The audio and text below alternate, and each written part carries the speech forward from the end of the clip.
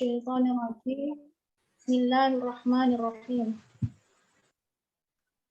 وإذا بشر الناس كانوا لهم عداء وكانوا بعبادتهم كافرين. وإذا تتلى عليهم آياتنا بينات قال الذين كفروا للحق لما جاءهم هذا سحر مبين أم يقولون افتراه قل إن افتريته فلا تملكون لي من الله شيئا هو أعلم بما تفيضون فيه كفى به شهيدا بيني وبينكم وهو الغفور الرحيم. قل ما كنت بدعا من الرسل وما أدري ما يفعل بي ولا بكم إن أتبع إلا ما يوحى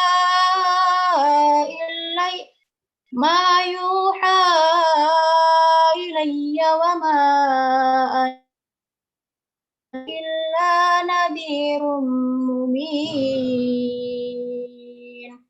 قل أرأيتم إن كان من عند الله وكفرتم به وشهد شاهد من بني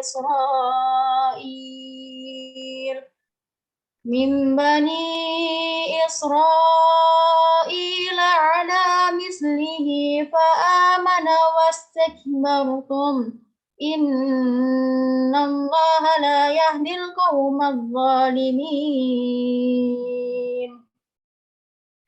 وقال الذين كفروا للذين آمنوا لو كان خيرا ما سبقونا إليه وإذ لم يهتدوا به فسيقولون هذا إفك قديم.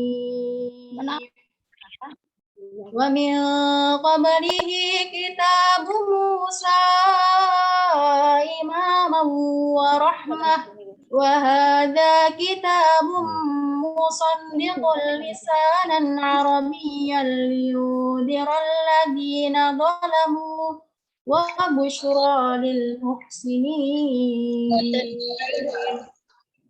إن الذين قالوا ربنا الله ثم استقاموا فلا خوف عليهم ولا هم يحزنون أولئك أصحاب الجنة خالدين فيها جزاء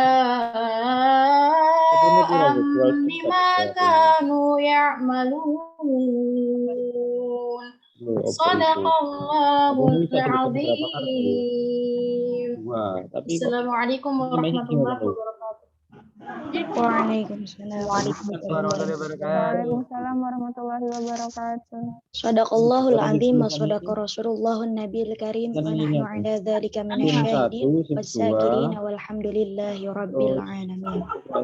Terima kasih kepada Kak Anis yang telah membacakan lantunan ayat suci Al-Qur'annya. Semoga kita semua mendapat keberkahannya. Amin. Masih dalam acara pembukaan, yaitu sub B, laporan singkat mengenai Festival Bahasa Arab yang akan disampaikan oleh Ustadz Alif Rima selaku Steering Komite Festival Bahasa Arab Santripedia Indonesia tahun 2021 padanya.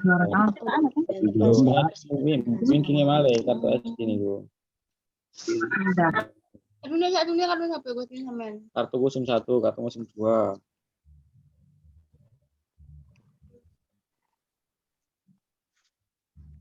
Assalamualaikum warahmatullahi wabarakatuh. Waalaikumsalam warahmatullahi wabarakatuh. Bismillah, alhamdulillah, wassalatu wassalam ala rasulillah wa ala alihi wa sahbihi wa mawalah.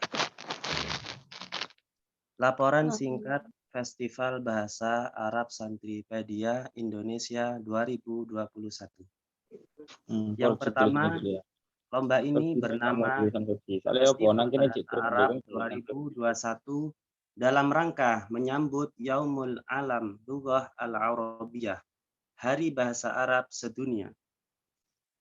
Yang kedua, pendaftaran dimulai dari tanggal 15 November sampai 30 November. Yang ketiga, pelaksanaan perlombaan berlangsung dari rumah peserta masing-masing dari tanggal 2 sampai 15 Desember 2021. Yang keempat, total peserta dari data yang telah masuk berjumlah 102 peserta dari seluruh mahasiswa, pelajar, dan santri Indonesia. Nomor 5, lomba terdiri dari 4 cabang lomba, yaitu lomba khitobah Arabiyah, lomba kaligrafi, lomba nahwu shorof, dan lomba baca kitab. Nomor 6, kejuaraan dari masing-masing cabang lomba terdiri dari juara 1, juara 2, dan juara 3. Nomor 7, event ini berkolaborasi dengan Sahabat Santripedia, Amna Santripedia, dan Pondok Pesantren Hasanul Huda. Nomor 8, lomba ini disponsori oleh Ruang Guru, Markas Ta'lim Lughah Apparel, ASP Tour and Travel, and Lawyer Masuk Sekolah. Nomor 9, media partner yang tergabung dalam event ini adalah diantaranya Ebut Santri, Kelas Arab, Media Event, Brother Digital, 5 Sekawan Official, Pejuang Sastra Santri, Sahabat Azai, dan yang terakhir Gemerlap Cahaya Tasbih. Demikian yang bisa disampaikan terkait laporan singkat Festival Bahasa Arab Santripedia Indonesia tahun 2021. Wassalamualaikum warahmatullahi wabarakatuh. Warahmatullahi wabarakatuh. Baiklah, terima kasih kepada Ustadz Ali yang telah membacakan laporan singkatnya. Lanjut saja kepada acara yang kedua, yaitu pemberian materi, yang mana akan dibawakan oleh moderator, yaitu founder Santripedia Indonesia, Kak Zalaluddin As-Sabti. Kepadanya waktu dan tempat saya persilahkan. Baik, bismillahirrahmanirrahim. Assalamualaikum warahmatullahi wabarakatuh. Waalaikumsalam warahmatullahi wabarakatuh. Alhamdulillahirabbil alamin. Assalatu wassalamu ala asrofil anbiya'i wal mursalin wa ala alihi washabbihi ajmain. Amma ba'du. Ayuhal ikhwah, pertama-tama saya sampaikan terima kasih kepada MC yang sudah mempersilahkan saya untuk memandu jalannya sharing session pada siang yang berbahagia kali ini. Teman-teman semua, di sini ada sekitar 53 peserta ya. Ini suara saya kedengaran nggak? Halo? Dengar, alhamdulillah. Alhamdulillah kedengar ya. Nah, teman-teman yang off cam bisa on cam nih, dicoba. Saya mau tes dulu nih semangat para peserta Fesbas nih kayak gimana. Ayo, semuanya on cam ya. Jadi, Santripedia juga itu punya jargon loh. Jadi, nanti pas saya bilang Santripedia, nah teman-teman semua jawab ahad sambil tangannya itu menunjuk angka 1 kayak gini. Ini menandakan Santripedia itu 1 ahad ya. 1 karena semua member atau semua orang yang tergabung di Santripedia ini alhamdulillah itu ada dari seluruh Nusantara, seluruh wilayah Indonesia. Nah, dari semua itu berkumpul dalam satu wadah yang dinamakan Santripedia. Siap ya? Sekali lagi. Jadi pas saya bilang Santripedia, teman-teman jawabnya ahad. Ya, siap ya. Santripedia Ahad. Insya Allah, mantap. Ahad. Ahad ya. Telat dong. Di sini saya lihat sebentar ya.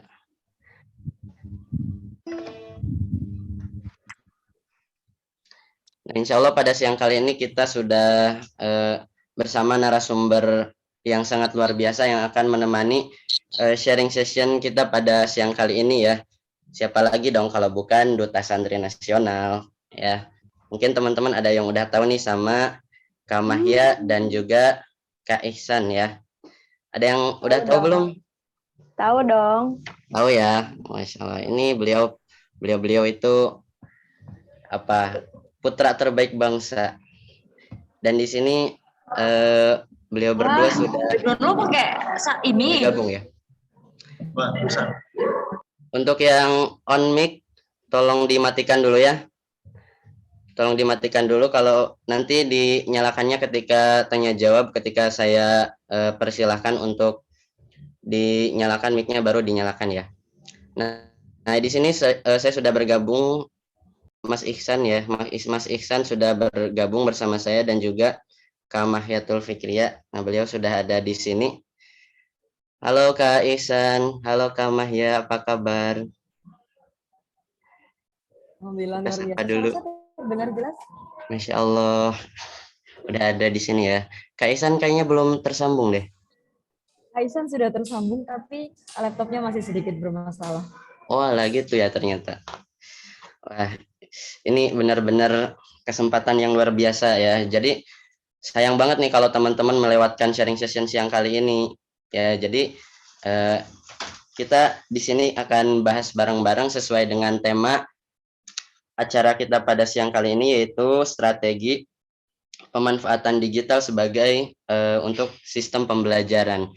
Jadi di acara FESBAS ini teman-teman itu tidak hanya mengikuti perlombaan saja, tidak hanya sekedar mengikuti perlombaan, tapi kami juga berusaha mengedukasi teman-teman para sahabat Santripedia bagaimana sih cara memaksimalkan pemanfaatan digital itu, terlebih lagi di zaman sekarang ini yang semuanya hampir serba canggih, serba digital gitu. Jadi kita harus pandai-pandai menggunakannya. Nah, dan di sini insya Allah kita bersama narasumber kita akan sharing-sharing bareng bagaimana cara pengoptimalan digital dengan baik itu. Sebelumnya izinkan saya membacakan CV dari kedua narasumber kita. Yang pertama, awalan saya akan bacakan CV dari Kak Mahyatul Fikriya.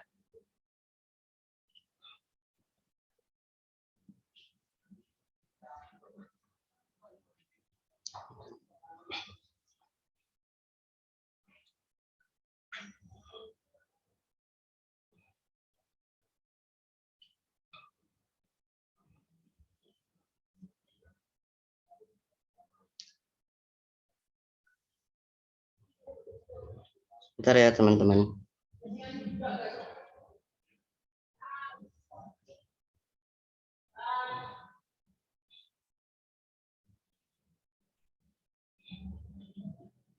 Nah ini dia. Saya bacakan CV dari Kak Mahyatul Fikriya.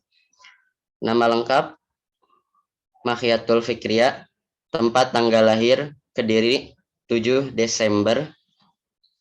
7 Desember tahun berapa ya ini Kak Mahya? Saya tidak lihat ada tahun di sini. 7 Desember ya. Kemudian untuk edukasinya lembaga formal di SDN Gadungan 4 Kabupaten Kediri Provinsi Jawa Timur. Kemudian MTS Hasanuddin Pare Kabupaten Kediri Provinsi Jawa Timur. Kemudian SMAN 2 Pare Kabupaten Kediri Provinsi Jawa Timur. Dan dilanjut UIN Sunan Gunung Jati Bandung di Provinsi Jawa Barat sampai sekarang semester 3 ya. Kemudian untuk pendidikan non formal, Pondok Pesantren Miftahul Ulum Kabupaten Kediri Provinsi Jawa Timur, Provinsi Al-Badar Kabupaten Kediri Provinsi Jawa Timur, Pondok Pesantren Nurul Hidayah Kabupaten Jombang Provinsi Jawa Timur, Pondok Pesantren Hamalatul Quran Putri 3 Kabupaten Kediri Provinsi Jawa Timur. Kemudian untuk prestasi-prestasi yang pernah diraih, juara 1 kuartir nasional, juara 3 esai nasional Universitas Brawijaya, juara 3 Olimpiade Bahasa Indonesia Universitas Jember, kemudian top 5 best speaker konferensi pemuda nasional, juara 1 blog Jawa Pos, Duta Bahasa UIN Sunan Gunung Jati tahun 2020, Delegasi Spekpol International Model United Nation 2020, Top 10 Best Use Social Media International MUN tahun 2020. Dan yang terakhir juara 1 debat konstitusi nasional tahun 2021. Itu CV yang bisa saya bacakan dari Kamahya ya. Kemudian langsung saja saya bacakan juga CV dari narasumber kedua, Kak Ihsan Kamaluzaman. Untuk nama lengkap, Muhammad Ihsan Kamaluzaman, alamat Jalan Taufikur Rahman nomor 39, RT 3 RW 1, Beji Timur, Kecamatan Beji, Depok. Untuk nomor HP, di sini ada nomor HP-nya, barangkali mau dicatat ya. 0852 3245 5767. Untuk pendidikan formal saat ini di UIN Maulana Malik Ibrahim Malang, kemudian UIN Syarif Hidayatullah Jakarta tahun 2016, kemudian untuk madrasah aliyahnya di Madrasah Aliyah Al-Awabin Sawangan Depok tahun 2015. Pendidikan non formal Pondok Pesantren Darunun Malang, kemudian Ma'had Sunan Ampel Al-Ali UIN Maliki Malang tahun 2016 sampai 2017, kemudian Ponpes Pondok Pesantren Al-Awabin Depok dari tahun 2009 sampai 2016. Untuk prestasi yang pernah diraih, juara 1 nasional Insya di tahun 2019, kemudian juara 2 debat, kemudian di juara 4 nasional di lomba Musabakoh Qiraatul Kutub, kemudian juara 3 nasional Musabakoh Qiraatul Kutub di event Sahara PBA UIN Bandung. Kemudian di tahun 2018 beliau pernah menjadi juara 2 nasional Insya di event Hamasah FDI UIN Jakarta, juara 2 nasional Duta Santri yang diadakan oleh PW Fatayat NU, kemudian juara 3 nasional Musabakoh Qiraatul Kutub, dan pada tahun 2016 beliau pernah menjadi juara 2 nasional Insya di event FJA, yaitu oleh BSA UIN Malang. Itu CV singkat yang bisa saya bacakan ya. Mohon maaf kalau tidak lengkap ya Kak Ihsan, Kak Mahya, gak apa-apa ya. Teman-teman gimana, masih semangat? Insya Allah kita baru mau mulai nih. Baru mau mulai sharing sessionnya. Jangan dulu ngantuk ya. Sedia. Oke. Di sini saya sudah menyiapkan beberapa poin sharing session yang akan kita bahas bareng-bareng. Jadi ini nanti sistemnya semacam tanya jawab ya. Di sini saya sudah menyiapkan beberapa pertanyaan ya, nanti bisa dijawab entah itu sama Kak Ihsan atau Kak Mahiatul Fikriya. Di sini saya sudah menyiapkannya ya.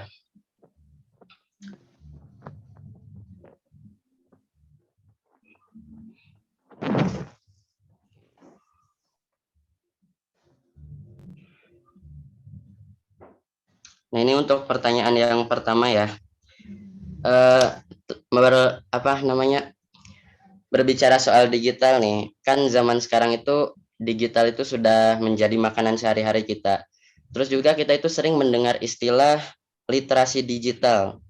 Nah, ini yang paling sering disebut-sebut orang saat ini.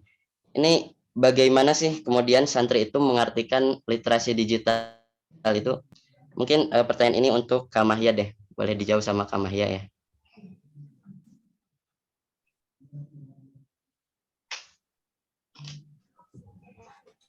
Oke, baik, terima kasih. Ya, mengenai literasi digital yang Kak Zala tanyakan ini kan kayak pandangan santri. Kalau apakah bisa ya sebenarnya di sini pandangan saya ini bisa dikatakan mewakili pandangan santri. Jadi kembali lagi ke teman-teman semua. Kalau pandangan saya secara pribadi gitu, literasi digital secara umum saya rasa teman-teman pun juga paham begitu ya. Literasi adalah kemampuan yang tidak hanya membaca dan menulis, tapi lebih daripada itu, yaitu juga mengidentifikasi, menganalisis, mengevaluasi dan sebagainya. Itu literasi.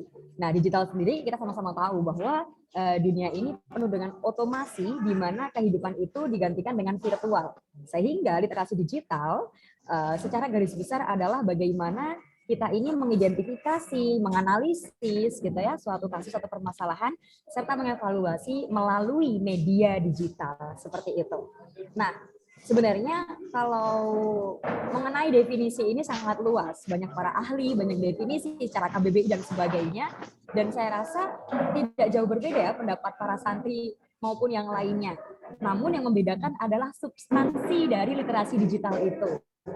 Bagaimana kehidupan santri ini dapat dikemas gitu ya, agar lebih menarik dan mengikuti perkembangan zaman di mana kita menggunakan digital tersebut. Kira-kira suara saya di sini ramai nggak ya? Soalnya saya cari tempat yang sepi agak susah ini. Jelas nggak Kak Zalal suaranya? Jelas insya Allah Kak. Jelas. Ya, seperti itu ya. Jadi literasi digital itu bagaimana kita memformulasikan pengetahuan tentang kepesantrenan, pandangan para santri di dalam bentuk digital. Barangkali seperti itu bisa ditanggapi oleh Kak Ihsan. Silakan. Mungkin moderator sendiri. Ya boleh, mungkin Kak Ihsan mau nambahin silahkan. Biar saling melengkapi kan. Oke, Assalamualaikum warahmatullahi wabarakatuh. Waalaikumsalam warahmatullahi wabarakatuh. Sebelumnya, apakah suara saya terdengar? Terdengar Ustaz. Oke. Berbicara tentang literasi digital, sebagaimana tadi sudah disampaikan oleh Kak Mahya, bahwasanya literasi digital sebagaimana dijelaskan oleh Dr. Abdullah Hamid dalam bukunya Literasi Digital Santri Milenial adalah seperangkat pengetahuan yang harus dimiliki oleh para santri ketika kemudian mereka menggunakan digital atau mereka menggunakan media sosial dalam lingkup yang lebih khusus atau lebih kecil. Sehingga literasi digital ini yang paling utama adalah bagaimana seorang santri bisa memfilter hoax atau informasi-informasi yang ada di media sosial. Karena sebagaimana kita tahu media sosial ini membuat siapapun bisa berbicara apapun gitu ya. Dan itu agak sedikit, bukan agak sedikit mungkin, itu tentu akan merubah hal-hal yang krusial dalam nilai-nilai kepesantrenan atau nilai-nilai orang santri. Sebagaimana kita memahami bahwa salah satu nilai terpenting dalam kita menuntut ilmu adalah adanya sanad atau ittisalus sanad, bersambungnya sanad, atau bahasa lainnya juga tasalsul gitu ya, bersambung gitu. Kita belajar dengan guru, guru kita belajar dengan gurunya, sampai kemudian sampai kepada Rasulullah Shallallahu Alaihi Wasallam. Sehingga sekali lagi literasi digital ini sangat penting untuk kita, karena sebagaimana yang dikatakan oleh salah satu pengarang buku yang cukup terkenal, yaitu Matinya Kepakaran, beliau mengatakan bahwa di sosial media itu 80% isinya adalah sampah. Nah, dari pernyataan beliau yang mengatakan bahwa 80% isi sosial media itu adalah sampah, ini menunjukkan bahwa sebenarnya yang faedah dari sosial media itu hanya sangat sedikit. Nah, bagaimana dari yang sangat sedikit ini kemudian bisa kita saring dengan baik, kita bisa pilah dengan baik, sehingga apa yang kita lakukan di media sosial kemudian bermanfaat untuk kehidupan kita, tentunya sebagai seorang thalibul ilmi atau seorang pelajar. Kira-kira itu yang bisa saya sampaikan. Masya Allah sekali ya. Nah, tadi teman-teman dengarkan ya, teman-teman Santripedia. Gak ada suaranya. Halo, terdengar tidak? Iya, terdengar.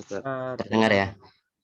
Nah, tadi kan disampaikan nih sama Kak Mahya dan Kak Ihsan bahwa yang namanya literasi digital itu luas. Bukan hanya sebatas kemampuan menulis dan membaca, tapi di situ juga kita belajar mengevaluasi, memfilter apapun yang ada di internet. Karena sebagaimana yang disampaikan Kak Ihsan ya, 80% dari internet itu semuanya hoax. Jadi kita harus pintar memfilter apa yang kita temukan di internet.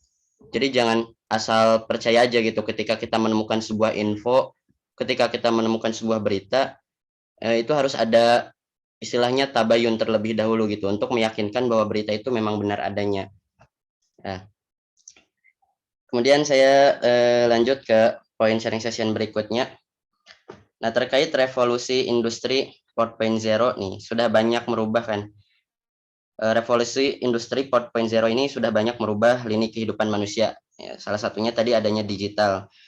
Sudah banyak merubah lini kehidupan manusia di bidang ekonomi, politik, sosiologi, dan termasuk pendidikan. Nah, kita sebagai santri, ya, bagaimana cara menyambut perubahan paradigma pendidikan pada era digital ini gitu?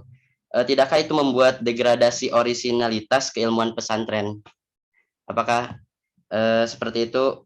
Mungkin bisa dijelaskan sama Mas Ihsan dulu.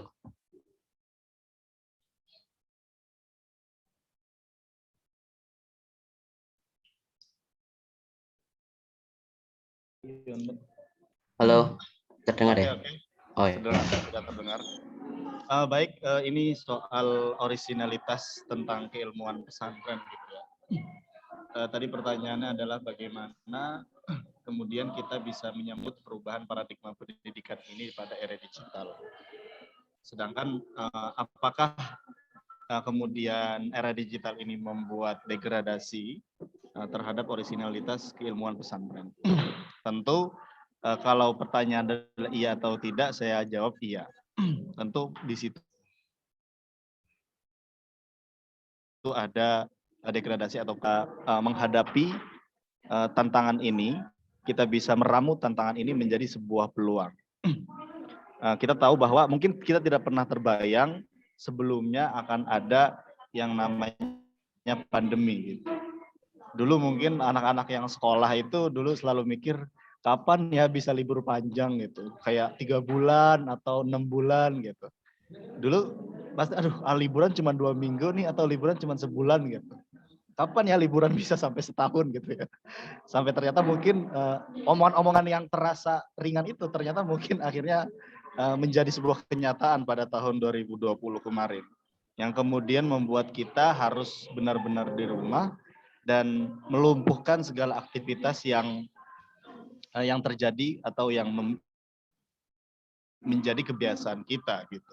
Yang tadinya punya usaha sedang jaya-jayanya kemudian mungkin bangkrut karena nggak ada yang datang, yang kemudian sekolah, terutama sekolah swasta yang mungkin mengharapkan berkembangnya sekolah daripada murid, kemudian karena muridnya mungkin sementara pada tidak sekolah jadinya tidak sekolah dan sebagainya. Nah kemudian tantangan-tantangan ini harus kita anggap sebagai sebuah peluang bahwa era digital saat ini bukan hanya kita sebatas berbicara di depan laptop saja. Mungkin nanti 10 tahun atau 20 tahun ke depan mendatang, kita akan menghadapi era yang disebut dengan sebagai era metaverse atau metaverse gitu ya.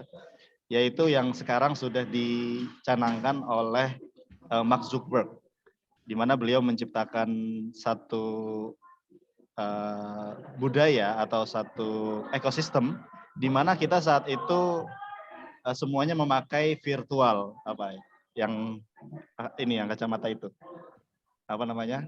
Itu virtual lah pokoknya. Ya, virtual 3D ya. Virtual 3D ya, betul, virtual 3D. Di mana kita di sana bisa melakukan konser, kita bisa jualan di sana dan akan menyebabkan orang semakin mager dan semakin lumpuh gitu ya. Karena semuanya bisa dilakukan secara virtual gitu. Nah, dalam menghadapi itu kita harus menyadari bahwa itu adalah salah satu tantangan yang tentunya setiap tantangan yang hadir itu tidak pernah membuat kita nyaman dan kita harus keluar dari zona nyaman itu. Contoh ya dalam Islam sendiri, misalnya Al-Quran itu dulu kita kenal bahwa Al-Quran itu tidak bertitik dan tidak berharokat. Namun semenjak diberi titik oleh Imam Abul Aswad Ad-Du'ali, lalu kemudian dibeli harokat oleh Imam Khalil bin Ahmad Al-Farahidi, itu di sana terjadi penolakan. Mereka mengatakan, wah ini merubah isi Al-Quran. Wah ini namanya memperbarui Al-Quran gitu ya. Itu Imam Khalil bin Ahmad Al-Farahidi itu dimusuhin saat itu. Ketika memberi harokat pada Al-Quran. Karena memang dulu tidak ada harokat itu. Tetapi apakah kemudian hari ini harokat itu jelas-jelas membantu kita? Kan kita tidak bisa memungkirinya. Kita tidak bisa menafikannya bahwa al-harokat itu sangat membantu kita dalam membaca Al-Quran. Yang ada harokatnya aja kadang kita masih salah bacanya, apalagi tidak ada harokatnya. Nah itu salah satu bentuk bahwa inovasi itu pasti akan membuat kita kaget, itu pasti akan membuat kita merasa kita ini tidak bisa adaptasi. Seperti adanya Gojek awal-awal, supir angkot mana yang kemudian tidak marah? Supir angkot demo di mana-mana. Ketika kemudian kereta diubah menjadi rapih oleh Pak Ignatius Jonan, apakah kemudian warung-warung yang di sekitar stasiun itu tidak marah semuanya? Semuanya marah. Nah, hal-hal yang seperti itu kemudian sangat penting untuk kita pelajari, bahwa perubahan itu memang pasti akan membuat kita tidak nyaman. Tetapi kita tahu bahwa ketika perubahan itu sudah memberi dampak baik pada kehidupan kita, baru kita akan menerimanya. Dan ya seperti yang dikatakan oleh para ahli bisnis, para ahli ekonomi, ketika Nokia tidak mau mengambil peran dalam perubahan teknologi, maka Nokia sekarang tenggelam.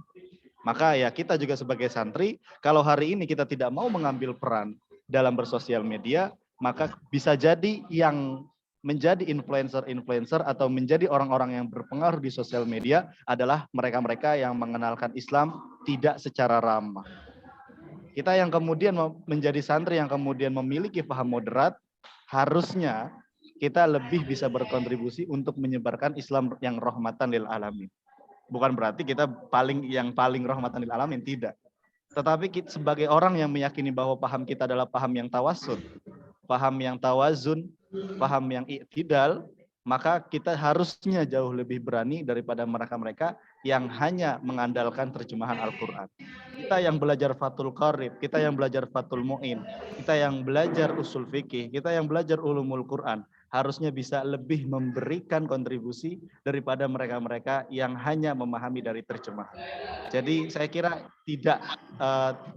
peran kita adalah bagaimana kemudian kita bisa berkontribusi sebanyak-banyaknya untuk sosial media yang rahmatan lil alamin. Terima kasih. Insya Allah, sangat bagus sekali tadi ya dari Kak Ihsan, sangat mudah dipahami dan begitu jelas ya bagi kita semua. Kak Mahya mau menambahkan tidak? Oke, menambahkan ya, jadi tidak perlu banyak-banyak. Saya mengafirmasi apa yang dikatakan oleh Kak Ihsan Kamaluzaman ya, mengenai tentang apakah tidak takut degradasi originalitas pesantren akan hilang begini. Bicarakan soal originalitas, itu kan yang kita pertimbangkan utama adalah bagaimana kita itu mempertahankan substansi, gitu kan. Nah, digital, klasikal, salaf, dan sebagainya itu kan sepertinya metode, gitu kan, adalah cara. Namun apabila substansi dari pesantren itu tidak hilang, kenapa tidak begitu? Justru dengan adanya media digital di sini memberikan kesempatan yang seluas-luasnya bagi para santri ini mempertahankan originalitas gitu. Jangan sampai dengan adanya misalnya kayak influencer baru dan sebagainya, di mana isinya itu mungkin kurang dari sanad guru, kurang dari guru, kurang dasar kitab dan sebagainya. Nah, di sini kita para santri ini bisa lebih pasang badan bahwa keilmuan itu harus ada runtutannya gitu. Nah, media digital ini sebagai media bagaimana kita ini menjaga kredibilitas atau originalitas dari substansi pesantren tersebut. Barangkali seperti itu. Oh ya, kalau ada yang masih kurang dengar, sepertinya teman-teman ya bermasalah ya. Gimana nih teman-teman yang lain? Ada yang mungkin sinyalnya kurang baik, ada yang mungkin ini tidak terdengar suara saya, bahkan bilang aja ya di mana di kolom chat, kolom komentar ini ya. Nah mungkin itu seperti itu ya Kak Maya tadi, atau masih ada lagi tambahan? Udah. Nah ya tadi sangat jelas sekali ya dari Kak Ihsan dan Kak Mahya bahwa yang namanya digital itu kita tidak boleh menganggap bahwa digital itu merusak atau mungkin menyebabkan degradasi originalitas pesantren. Nah, justru dengan adanya digital kita harus bisa mempertahankan, bahkan bisa mengembangkan ilmu-ilmu yang ada di pesantren gitu. Jadi tidak selamanya digital itu mengacu pada dampak yang buruk, melainkan manfaatnya itu bisa lebih banyak. Seperti itu ya Kak Ihsan, Kak Mahya. Kemudian pertanyaan poin berikutnya, bagaimana cara seorang santri untuk memfilter berita dan informasi yang tidak berimbang dan tidak dapat dipertanggungjawabkan? Nah, sedangkan di sosial media itu siapapun pun bisa berbicara apapun sebagaimana yang disampaikan Kak Ihsan di awal tadi ya. Mungkin ini bisa dijawab khusus buat Kak Ihsan deh lah, karena di awal sudah menyampaikan lebih dulu tadi.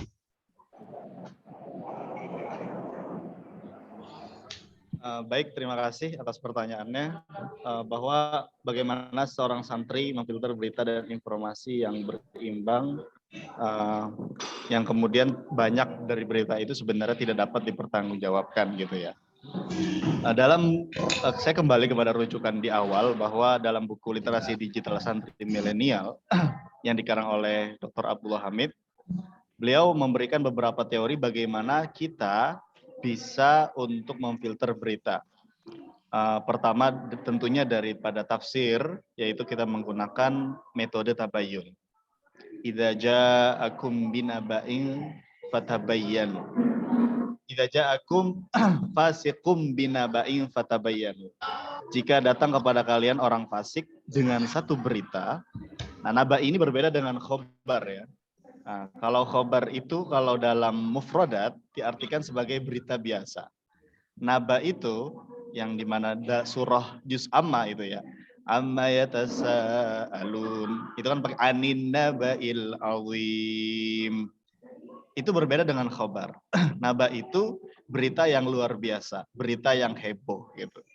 Jadi biasanya orang-orang fasik ini, orang-orang yang kemudian suka mengadu domba, itu biasanya membuat tagline atau thumbnail yang membuat kita penasaran.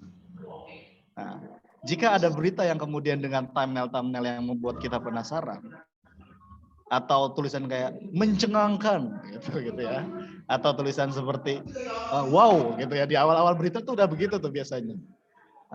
Kamu pasti tidak percaya, kamu pasti tidak akan menduga ini gitu ya. Ya teman-teman tahulah YouTuber yang sering memakai thumbnail gitu ya. Yang sebenarnya mungkin beritanya atau videonya itu tidak begitu faedah, tetapi karena thumbnail yang wow gitu ya, thumbnail yang ngagetin, thumbnail yang membuat kita tertarik, itu akhirnya kita mengelik berita itu. Atau yang paling sering thumbnailnya cukup menarik ya paling jelas ya podcastnya Deddy Corbuzier gitu ya. Itu kan salah satu podcast yang saya rasa itu sangat menarik beliau kemudian membuat setiap thumbnailnya.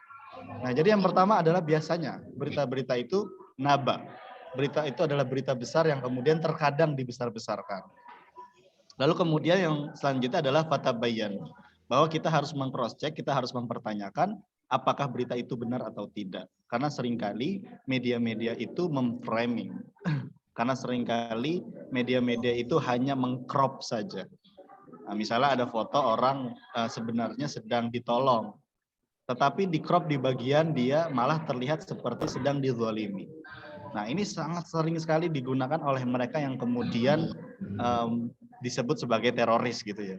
Karena tujuan dari teroris adalah membuat takut gitu ya. Maka mereka kemudian seringkali membuat hoax daripada dengan cara memframing media seperti itu. Nah, lalu kemudian berita yang kemudian diciptakan oleh para pembuat hoax juga selain mereka itu menggunakan bahasa yang membuat kita tertarik, mereka juga seringkali membuat bahasa-bahasa yang membuat kita berpikir.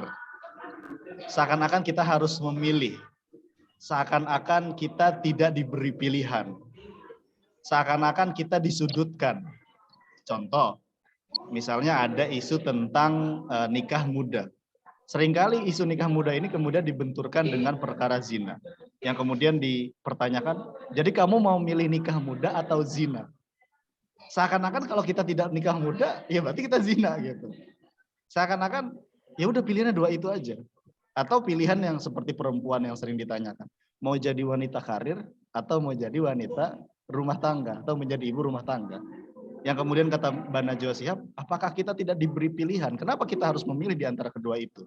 Bukankah kita bisa menjadi wanita karir yang juga bisa menjadi ibu yang baik kan gitu? Sama juga, bukankah kita juga bisa untuk menikah, tapi juga di umur yang tepat gitu? Gak harus di usia kayak 19 tahun, 18 tahun yang dimana usia itu sangat masih rawan, sangat masih labil, sangat masih mungkin untuk bercerai. Hal-hal yang seperti itulah yang kemudian sering dilakukan oleh mereka-mereka yang kemudian membuat berita. Maka tugas kita adalah tabayyun. Kita bertanya kepada orang-orang yang kemudian memiliki kapabilitas, memiliki kemampuan di dalam menjawab apakah hal itu benar atau tidak. Karena seringkali kita ini kaget gitu ya. Ketika kaget kita itu langsung refleks untuk nge-share gitu. Kaget karena kita kaget akhirnya kita langsung membagikan kepada orang lain. Padahal bisa jadi itu adalah berita yang tidak benar. Nah, itu cara yang pertama. Adapun cara yang kedua adalah dengan menggunakan teori ulumul hadis. Yang dimana kita mengenal di sana ada hadis mutawatir, ada hadis ahad, ada hadis masyhur, ada hadis sahih, ada hadis hasan, ada hadis dhaif, yang kemudian dhaif juga terbagi menjadi banyak dan sebagainya. Nah, kita lihat dulu yang menyampaikan berita ini adalah orang yang terpercaya atau bukan. Berarti di situ kita lihat secara sahihnya. Oh, ternyata yang bagian adalah seorang kiai yang biasanya membagikan berita yang benar. Maka orang itu termasuk golongan orang-orang sahih. Tetapi kalau dia sering membagikan di lini Facebooknya atau kita sering melihat dia membagikan di grup WhatsApp berita-berita hoax, maka kita pastikan bahwa orang itu adalah dhaif, maka berita yang dia sampaikan bisa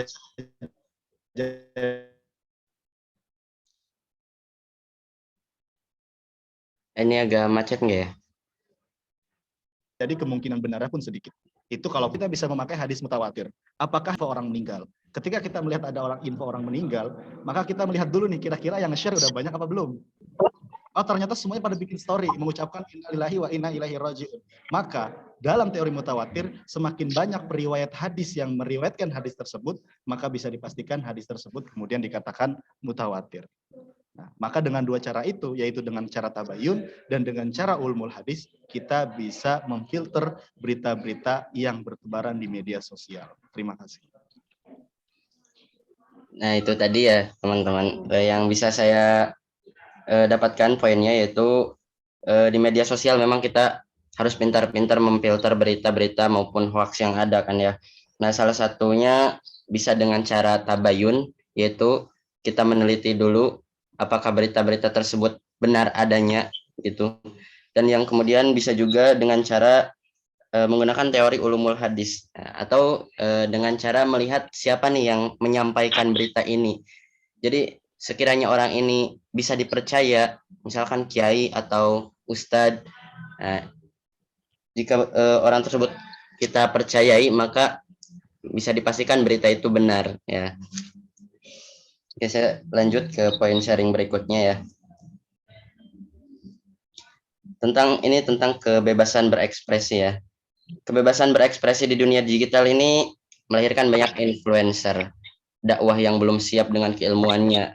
Nah, ini bagaimana cara kita memilih figur yang tepat untuk kita jadikan tuntunan ya, di zaman sekarang ini. Nah, mungkin tadi sama Kak Ihsan, sekarang Kak Mahia gantian deh. Oke, baik, terima kasih. Sebenarnya pertanyaan ini relate ya dengan apa yang disampaikan oleh Kak Ihsan tadi, bahwa bagaimana sih kita itu mencari figur yang tepat, pasti kita harus melihat track record atau notabene.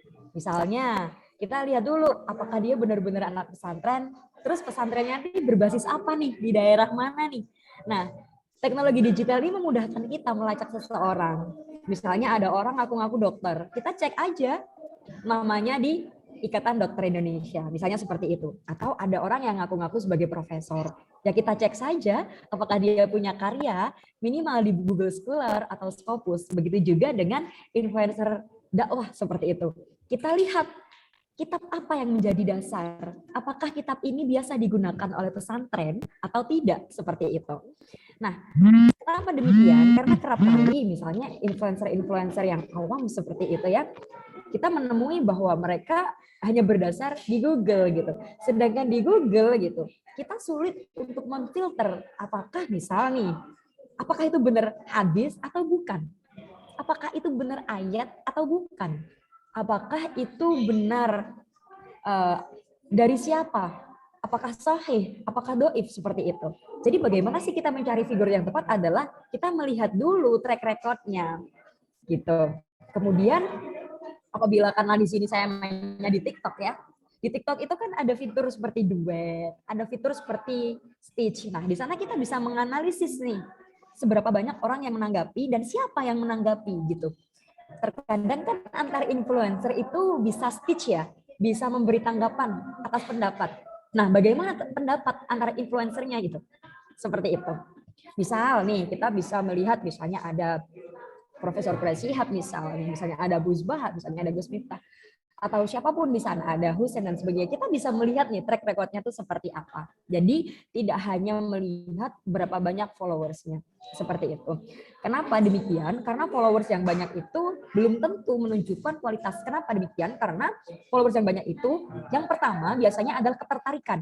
Makanya kenapa kita sebagai santri, atau apabila kita memilih untuk menjadi influencer gitu ya, kita harus bisa mengemas bagaimana cara menyampaikan dengan baik, bagaimana mengemas materi-materi itu mudah diterima oleh masyarakat. Kalau kita masih terlalu idealis misalnya, dalam artian kita kaku untuk mengemas sesuatu hal, maka bagaimana orang itu bisa tertarik seperti itu? Sehingga hal-hal yang membuat kita tertarik itulah orang itu akan terpikat gitu. Barulah kita bisa menyampaikan. Apabila orang tidak ada ketertarikan, bagaimana kita bisa menyampaikan materi-materi, bagaimana kita bisa transfer of knowledge gitu. Jadi jawaban utamanya adalah kita lihat track record-nya seperti itu, Kak. Masya Allah. Nah itu ya. Jadi sebagaimana yang disampaikan oleh Kak Mahya, cara kita untuk memilih figur atau orang yang bisa kita jadikan sebagai tuntunan gitu dalam hal apapun, dalam itu baik itu dalam menuntut ilmu, baik itu dalam hal lainnya, itu dengan cara melihat track recordnya. Kita harus melihat apakah dia ini beneran lulusan pesantren nih.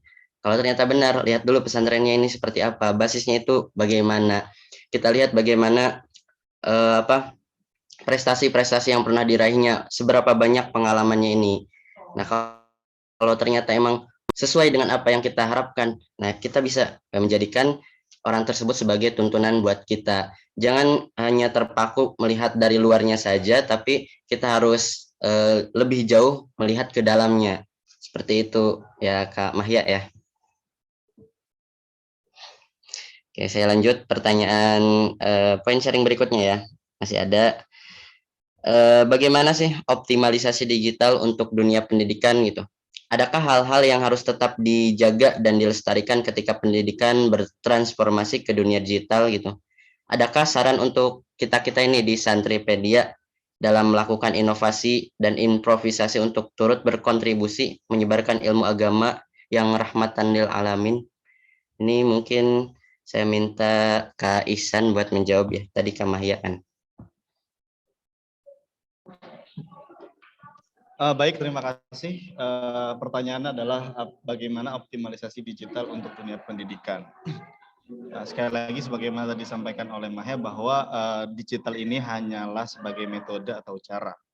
Walaupun cara ini juga bagian yang terpenting daripada sebuah pembelajaran. Sebagaimana yang sangat dikenal di dunia pesantren modern, di sana dikatakan bahwa at-thariqah ahammu minal maddah. Wal mudarris ahammu minat thariqah, wal mudarris nafsahu ahammu minal mudarris, wa ruhul mudarris ahammu minal mudarrisi nafsah. Kira-kira seperti itu. Yang artinya adalah bahwa metode itu jauh lebih penting daripada materi.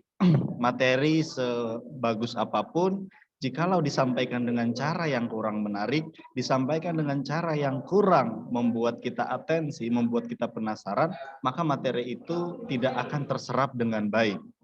Lalu kemudian wal mudarris ahammu minat thariqah. Guru itu lebih penting daripada metode. Metodenya udah keren, tetapi ternyata gurunya bagus. Lalu yang terakhir waruhul mudarris ahammu minal mudarrisi nafsah, dan jiwa seorang guru jauh lebih penting daripada guru itu sendiri. Bahwa belum tentu guru-guru yang ada di lingkungan kita itu memiliki jiwa seorang guru. Jiwa seorang guru itu dilatih bertahun-tahun. Dia harus sabar, dia harus memiliki loyalitas yang tinggi, dia harus bisa memerhatikan psikolog atau jiwa-jiwa daripada anak didiknya. Nah, maka optimalisasi pendidikan di dunia digital yang pertama adalah harus dimulai dari diri sendiri tentunya. Yang kemudian teman-teman yang dari jurusan tarbiyah, teman-teman yang bercita-cita mau menjadi seorang guru, teman-teman yang bercita-cita ingin menjadi manajer dalam pendidikan atau kepala sekolah dan sebagainya atau bahkan rektor, maka mereka harus memulai dari diri mereka sendiri. Bagaimana kemudian mereka bisa mencintai diri mereka sendiri terlebih dahulu sebelum mereka mencintai murid-murid mereka. Karena yang paling terpenting ketika seorang guru masuk ke dalam kelas, yang terpenting itu bukan materinya, tetapi bagaimana seorang guru itu masuk dalam kelas dalam keadaan bahagia. Bayangkan seorang guru masuk ke dalam kelas dalam keadaan tidak bahagia, apakah murid-muridnya akan ikut bahagia? Tentu tidak.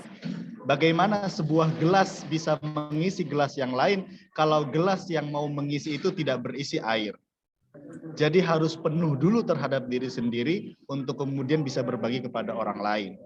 Harus selesai dulu dengan diri sendiri, baru kita mau menginspirasi orang lain. Itu yang pertama. Lalu yang kedua adalah tentunya dengan literasi. Nah, ini yang kemudian cukup sulit untuk kita lakukan. Sebagaimana riset yang dikatakan oleh salah satu badan pusat statistik, itu menunjukkan bahwa 50% orang Jakarta tidak memahami apa yang mereka baca. Mungkin kita termasuk daripada itu. Karena itu bukan cerdas, yang dianggap sebagai yang kemudian mewakili satu Indonesia ini, itu tidak lebih dari 50% mereka yang memahami apa yang mereka baca. Maka tugas kita adalah memaksimalkan dan menyemarakkan soal literasi.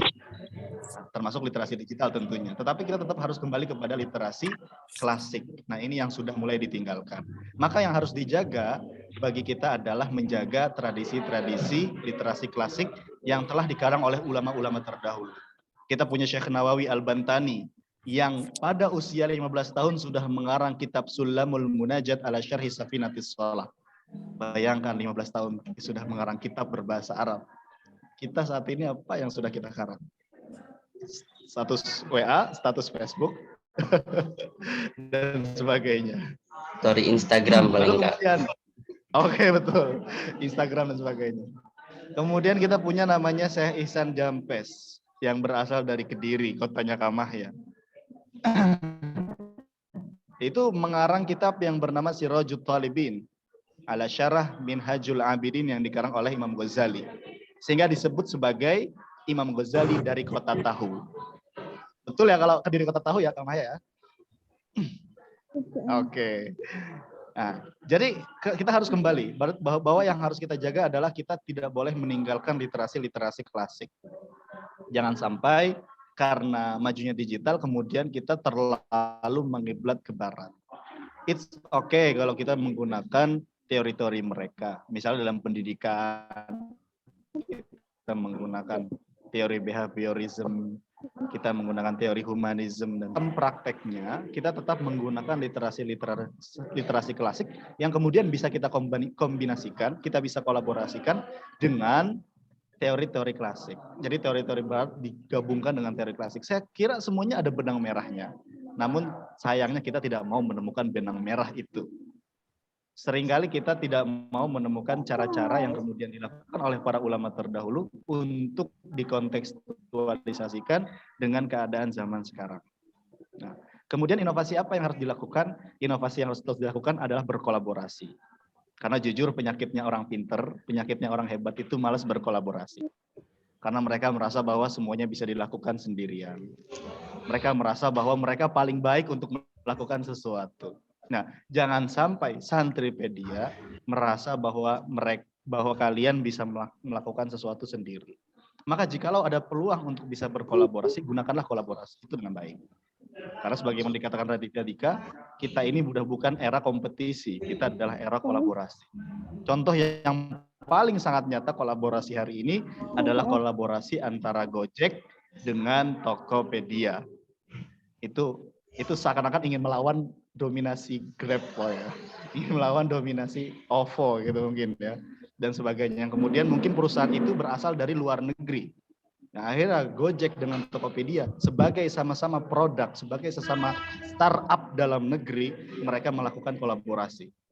Susah loh perusahaan sebesar itu menurunkan ego mereka untuk bisa berkolaborasi. Tapi saya tahu bahwa mereka melakukan itu tujuannya adalah untuk nasionalisme. untuk mencintai negara sendiri. Nah, maka sekali lagi hal yang bisa dilakukan, inovasi yang bisa dilakukan oleh Santripedia adalah dengan terus berkolaborasi, dengan terus mau belajar.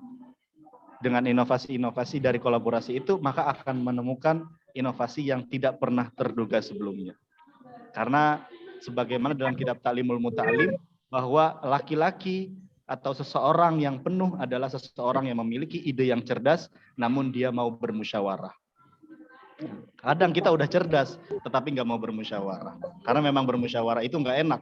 Kita punya ide kita kadang dibantah. Nah, maka ide kita yang kemudian kita anggap paling sempurna itu, dengan bertemu dengan ide lain, maka akan menciptakan sebuah kesempurnaan yang hakiki. Jadi, itu yang bisa saya sampaikan untuk menjawab pertanyaan tersebut. Terima kasih. Dari Kak Mahya ada tambahan tidak? Nomor 5.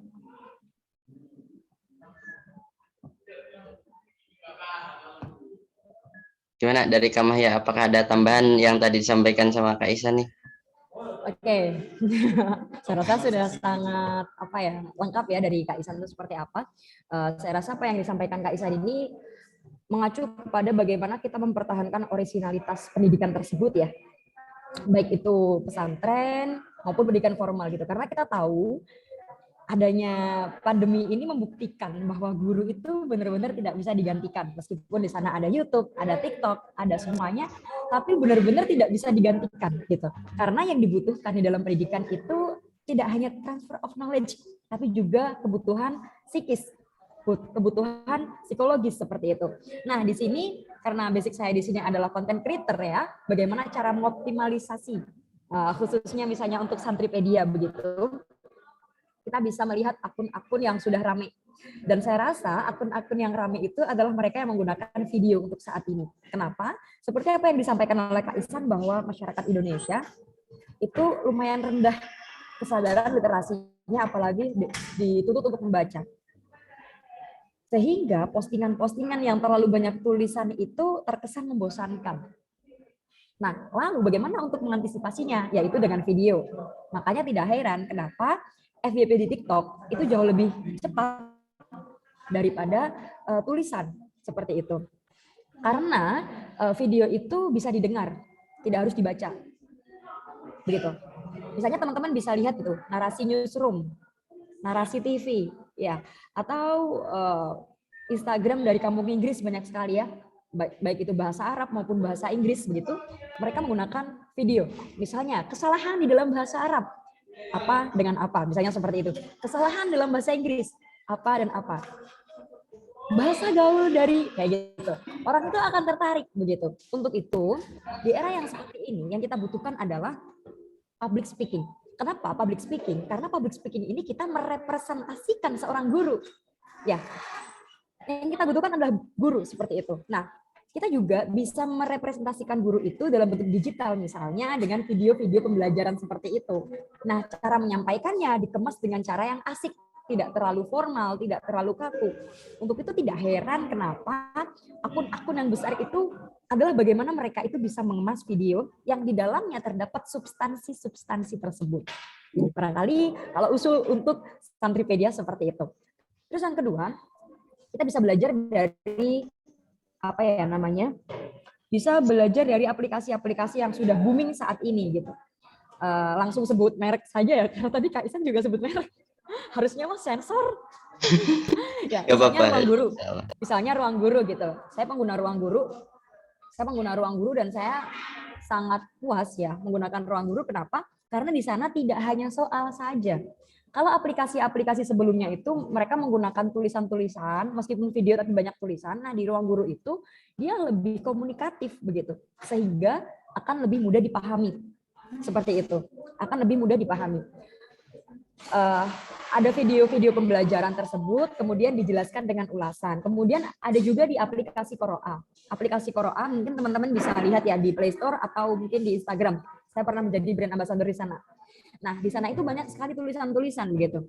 Tetapi setelah adanya branding daripada influencer gitu, bagaimana kita menjelaskan tajwid ini dengan video, dengan lebih dalam artian video di sini interaktif ya. Kita kita asik gitu bawaannya, ratingnya itu bisa naik menjadi nomor 2, mendapatkan predikat apa ya, entrepreneur muda aplikasi pendidikan seperti itu. Barangkali seperti itu. Jadi jangan sampai nih esensi dari guru itu hilang seperti itu. Masya Allah. Ya, keren ya. Terima kasih atas masukannya buat dari Kak Ihsan nih, dari Kak Mahya. Memang betul sih kalau yang namanya pembelajaran berbentuk video itu lebih asik, lebih rame daripada metode pembelajaran hanya dalam bentuk postingan kata-kata. Saya juga pernah mencoba gitu. Di Santripedia itu ada postingan yang cuma kata-kata doang, dan itu ternyata yang dijangkau atau akun yang dijangkaunya itu tidak lebih dari 5.000 gitu, sedikit banget. Tapi ketika saya mencoba gitu melakukan inovasi, coba nih mungkin materi yang hanya berbentuk tulisan saja itu membosankan, akhirnya saya coba bikin dalam bentuk video, dan ternyata hasilnya postingan yang berbentuk video itu akun jangkauannya mencapai 20.000 bahkan lebih. Itu emang benar-benar terasa. Jadi buat teman-teman Santripedia, teruslah berinovasi gitu. Dan juga yang tadi disampaikan sama Kak Ihsan, kita itu juga harus berani berkolaborasi. Sekarang bukan zamannya kompetisi, melainkan zamannya kolaborasi. Dengan kolaborasi itu kita lebih bisa menjangkau lebih banyak relasi gitu.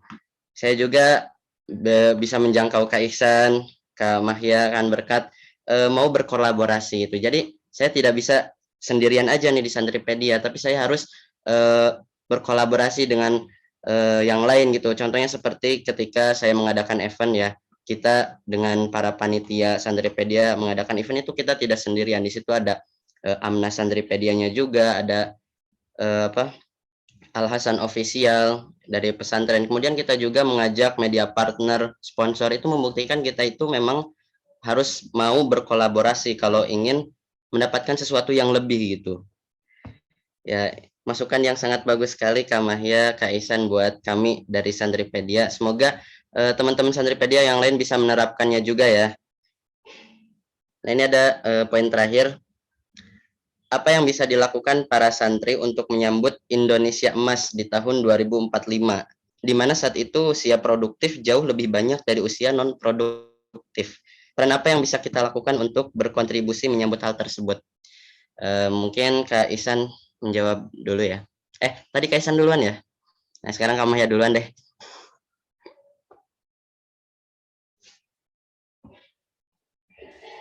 Oke, baik, terima kasih. Oke, berbicara tentang Indonesia Emas tahun 2045, ya, biasa disebut dengan demografi. Begitu. Oke. Mengenai hal ini, hal-hal yang kita persiapkan khususnya untuk para santri adalah kemajuan. Kemajuan itu adalah bagian dari peradaban, dan peradaban tidak bisa dilepaskan dari perubahan. Seperti apa yang dikatakan oleh Kak Ihsan, kita tidak bisa menolak perubahan. Awalnya kontra, awalnya sulit sekali. Tetapi apabila terbiasa, maka kita bisa menyesuaikan diri terhadap keadaan. Yusuf pernah mengatakan bahwa dia yang bertahan itu bukan dia yang kuat, bukan dia yang pintar, tetapi bisa menyesuaikan diri terhadap lingkungan, atau yang biasa kita sebut dengan adaptasi. Seperti itu. Nah, bagaimana para santri ini bisa berperan di dalam Indonesia Emas, yaitu menyesuaikan diri. Apa sih yang dibutuhkan negara ini? Gitu. Makanya kenapa dengan adanya event Duta Santri yang diikuti oleh Kak Ihsan, yang saya ikuti, di sana kita diperkenalkan dengan berbagai bidang. Saat itu saya bidangnya adalah sains dan teknologi.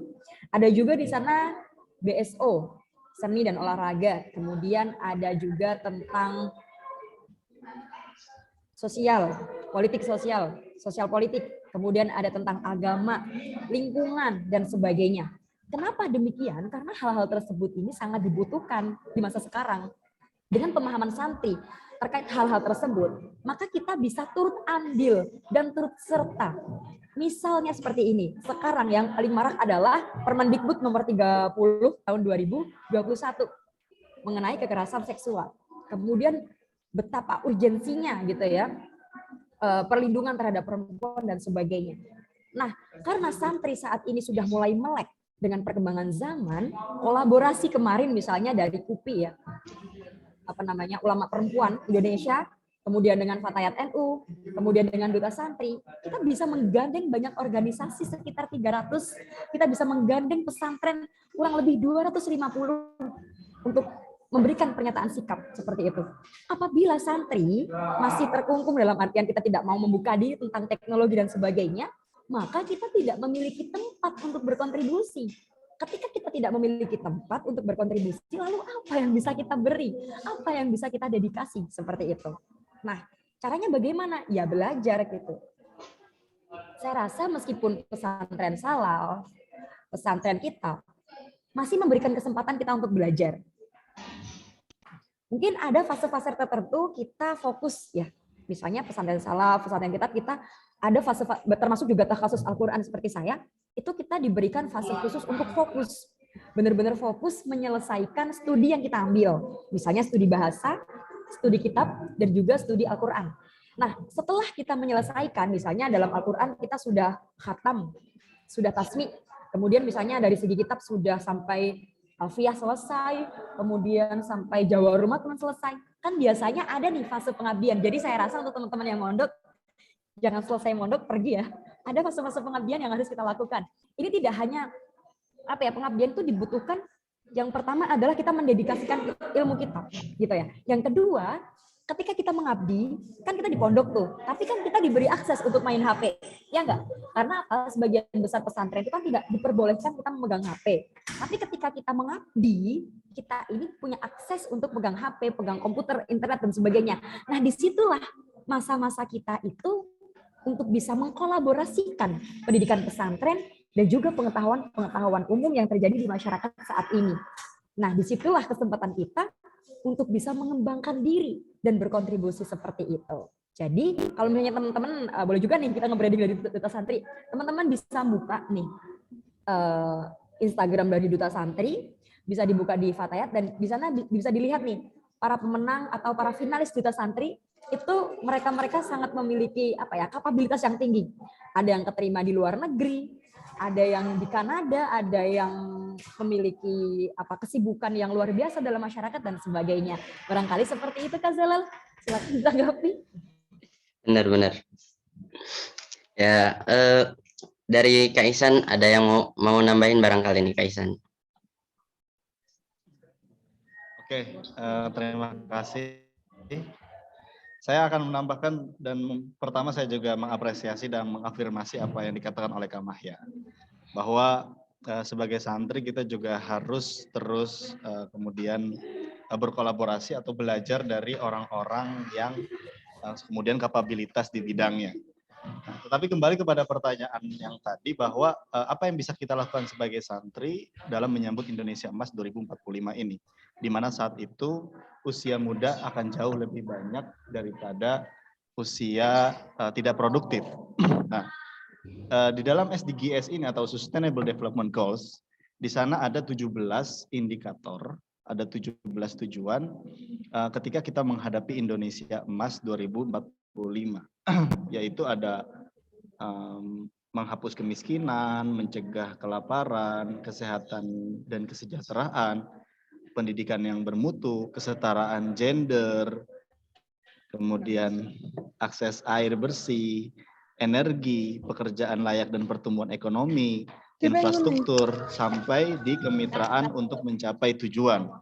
Nah, dari 17 tujuan itu yang sangat kita bisa mengambil peran adalah di quality of education atau kualitas pendidikan atau pendidikan yang berkualitas gitu ya.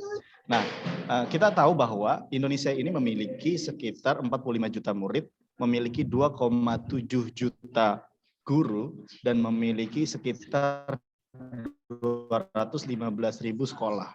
Akan tetapi sayang sekali performa guru Indonesia itu hanya bernilai 53 dari target UKG atau ujian kompetensi guru 55. 53 sampai ke 100 itu kan merupakan angka yang masih sangat jauh. Dan menurut PISA, program International Student of Assessment menyatakan bahwa Indonesia adalah negara nomor 2 terakhir atau sebelum terakhir yang memiliki kualitas pendidikan sedunia. Ini menunjukkan bahwa sebagaimana juga riset dari Prof. Clanson, yaitu dari Harvard University, beliau mengatakan bahwa anak-anak Indonesia itu tertinggal 128 tahun dari anak di Eropa. Nah, hal seperti inilah yang kemudian menjadi sorotan kita bersama. Hal-hal inilah yang kemudian menjadi tugas kita bersama, menjadi PR kita bersama tentang bagaimana kemudian kita bisa memberikan kontribusi di dalam dunia pendidikan. Nah, hari ini karena kemajuan teknologi udah sangat banyak loh program-program relawan. Nah, teman-teman yang mau jalan-jalan gratis, ini bisa sangat memanfaatkan event-event atau kegiatan-kegiatan yang berbasis relawan. Dan itu dibayar full. Misalnya teman-teman ngabdi di Lombok, teman-teman ngabdi di Papua, teman-teman ngabdi di Kalimantan, di Bangka Belitung, dan sebagainya. Nah, inilah yang menurut saya yang santri harus bisa mengambil peran, yaitu di dalam dunia pendidikan. Karena dari 17 tujuan, saya rasa sebagai seorang santri sangat bertanggung jawab dalam dunia pendidikan. Sehingga sangat penting bagi kita untuk terus belajar, sangat penting bagi kita untuk terus bisa berkolaborasi, sangat penting bagi kita untuk terus mengupgrade diri. Maka jangan sampai kemudian kita yang saat ini bersatu sebagai santri tidak percaya diri, ya. Karena sebagaimana dikatakan dalam kitab Imriti di dalam mukaddimahnya yang dikarang oleh Syekh Syarafuddin Yahya Al-Imriti, idil fata hasba biqadihi wa kullu man lam ya'taqid lam yantafi. Pemuda itu tergantung seberapa keyakinan dia, maka dia akan terangkat. Dan barang siapa yang ragu, maka ia rugi. Maka hari ini kita harus memiliki keyakinan yang sangat kuat bahwa kita ini bisa berkontribusi, bahwa kita ini bisa bersaing dengan orang-orang atau santri-santri atau mahasiswa-mahasiswa di luar sana. Saya dari pondok yang bisa dibilang sangat kecil, yang terkenal, yang bisa dibilang tidak populer, yaitu santrinya satu angkatan saya hanya 15 orang. Tetapi kemudian saya bisa berdiri di panggung 2018 dan nama pondok saya disebut, itu adalah suatu anugerah. Itu adalah satu pencapaian yang luar biasa. Ketika saat itu disebut, nggak ada yang tepuk tangan karena nggak ada yang kenal. Maka teman-teman yang kemudian bukan dari pondok pesantren yang terkenal atau yang seperti Gontor gitu yang besar ya, atau mungkin Lirboyo atau mungkin Pelosok, juga jangan minder. Atau dari daerah-daerah yang mungkin sangat biasa saja, itu juga jangan minder. Nah, yang perlu kita lakukan adalah temukan orang yang tepat dan belajarlah. Temukan mentor yang tepat dan belajarlah. Sebagaimana kita tahu bahwa ada kisah seorang profesor, yaitu Profesor Yohanes, yang dimana beliau bisa mengajarkan orang Papua untuk kemudian menang di dunia atau di Olimpiade internasional. Yang kemudian beliau bilang, berikan saya pemuda-pemuda Papua yang bahkan tidak bisa baca, maka saya akan jadikan mereka sebagai juara dunia. Nah, maka tugas kita juga adalah bahwa kita bisa membuat para murid, kita bisa membuat generasi milenial untuk terus percaya diri. Walaupun memang kelemahan generasi milenial itu cepat bosen. Generasi milenial itu cepat pengen nyoba-nyoba. Pengen nyoba A, pengen nyoba B, pengen nyoba C, dan sebagainya. Oleh karena itu, karena mereka pengen nyoba-nyoba, maka manfaatkanlah rasa penasaran mereka, maka manfaatkanlah keingintahuan mereka yang besar untuk tujuan yang juga besar. Tetapi sebelum mencapai tujuan itu, yang paling pertama adalah ajarkan mereka untuk mencintai diri sendiri. Karena tujuan sebesar apapun, goal sehebat apapun, jika tidak dimulai dengan mencintai diri sendiri, maka tidak akan tercapai. Itu yang bisa saya sampaikan. Terima kasih. Masya Allah ya, teman-teman semua. Masih semangat kan ini ya? Dan itu tadi ada yang ini ya bersuara, mic-nya dimatiin dulu ya. Nah, jadi tadi yang disampaikan terkait bagaimana kontribusi kita untuk Indonesia di tahun 2045 ya, atau Indonesia Emas. Banyak sebetulnya yang bisa kita lakukan. Kita bisa mencoba kontribusi lewat salah satunya ya digital ini gitu. Banyak yang bisa kita dapatkan, banyak yang bisa kita kembangkan melalui media digital ini. Jadi tidak harus kita harus mau berkembang. Kita tidak boleh monoton seperti ini saja untuk tahun ini, tahun depan. Kita bisa mengembangkan lebih banyak daripada itu. Nah, itu tadi poin sharing sessionnya sudah selesai ya. kita masuk ke sesi tanya jawab. Di sini saya hanya memberikan 3 kesempatan ya buat penanya. Yang mau bertanya silakan nyalakan mic-nya. Nanti langsung tanyakan apa yang pengen ditanyakan nih sama Kak Ihsan dan Kak Mahya. Ya, silakan, sudah saya buka untuk sesi tanya jawabnya ya. Ada yang mau bertanya silakan.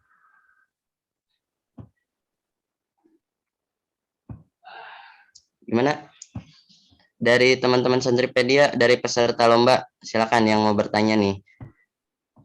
Ayo. Atau kalau misalkan malu gak apa-apa, boleh di komen. Izin bertanya, Kak. Ya, silakan Mbak Oke. Saidati. Assalamualaikum warahmatullahi wabarakatuh. Saya Saida dari Malang. Ingin bertanya tadi yang seperti yang dikatakan sama Kak Mahya. Kalau kita tidak bisa tidak membuka diri, maka kita tidak punya tempat untuk berkontribusi. Lantas apa yang bisa kita beri seperti itu?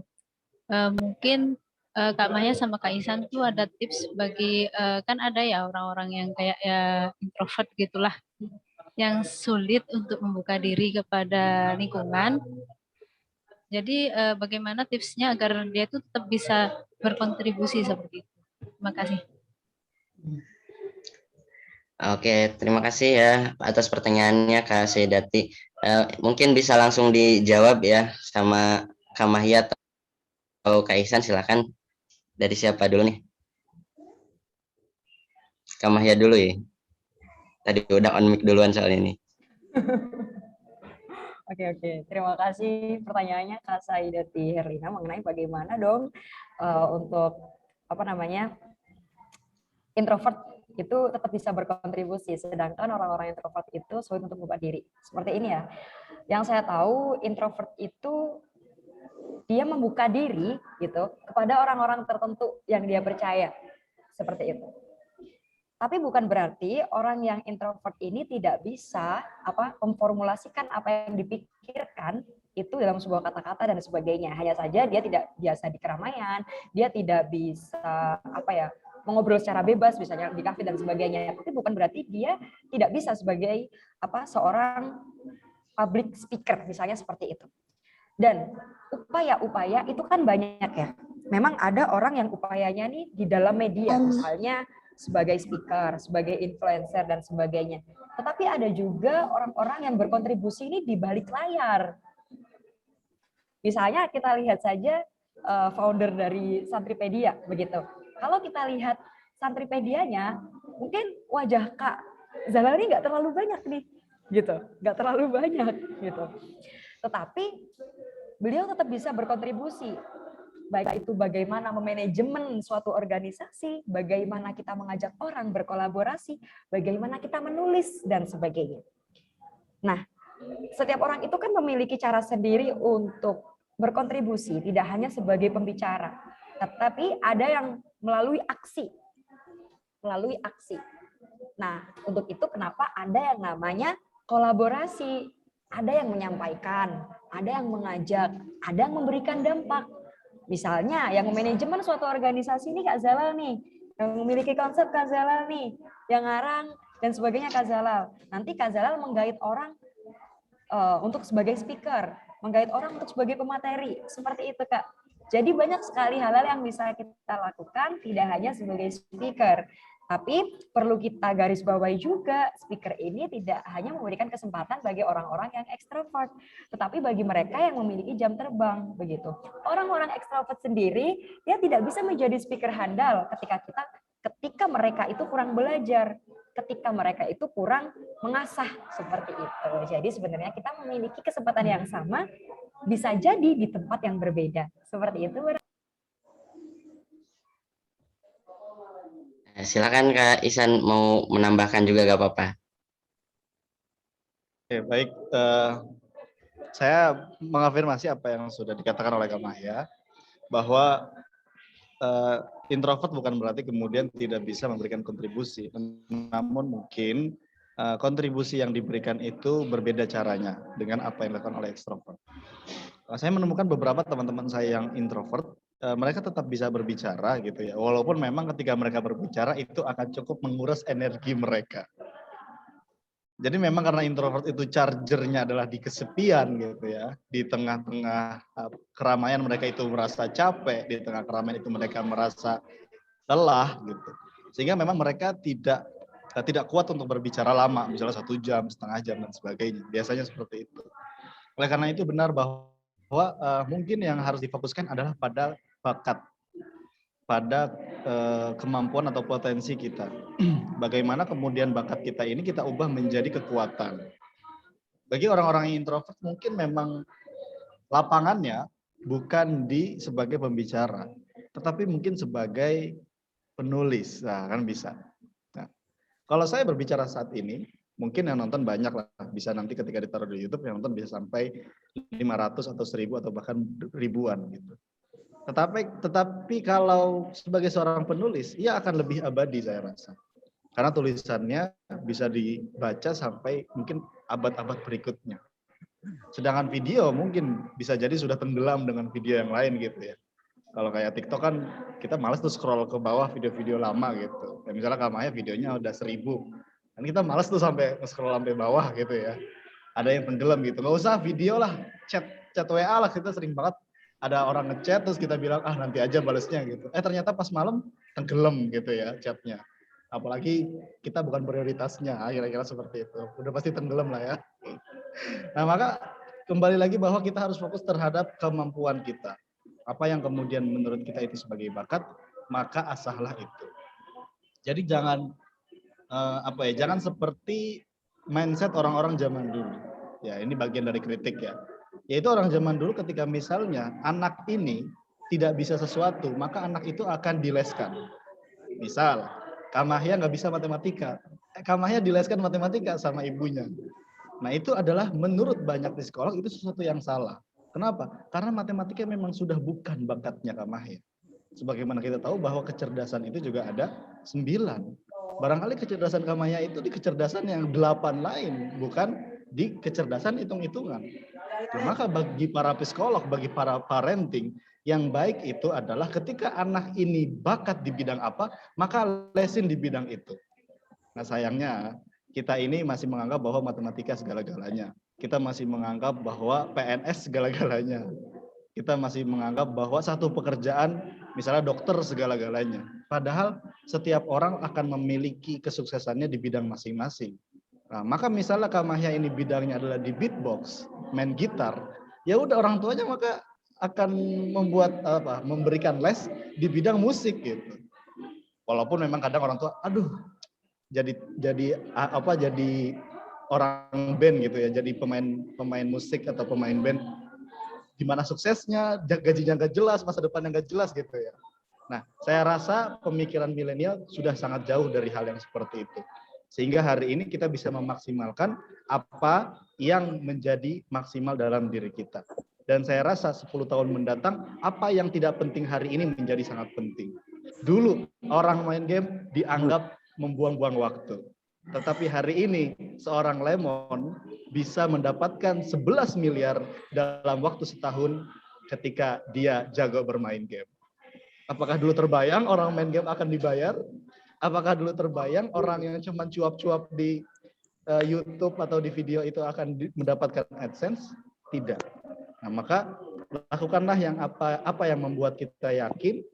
Maka jika itu adalah sesuatu yang benar, jika itu sesuatu yang tidak merugikan orang lain, lakukanlah. Jika itu dibenci, ya maka tidak usah mendengarkan ujaran-ujaran seperti itu.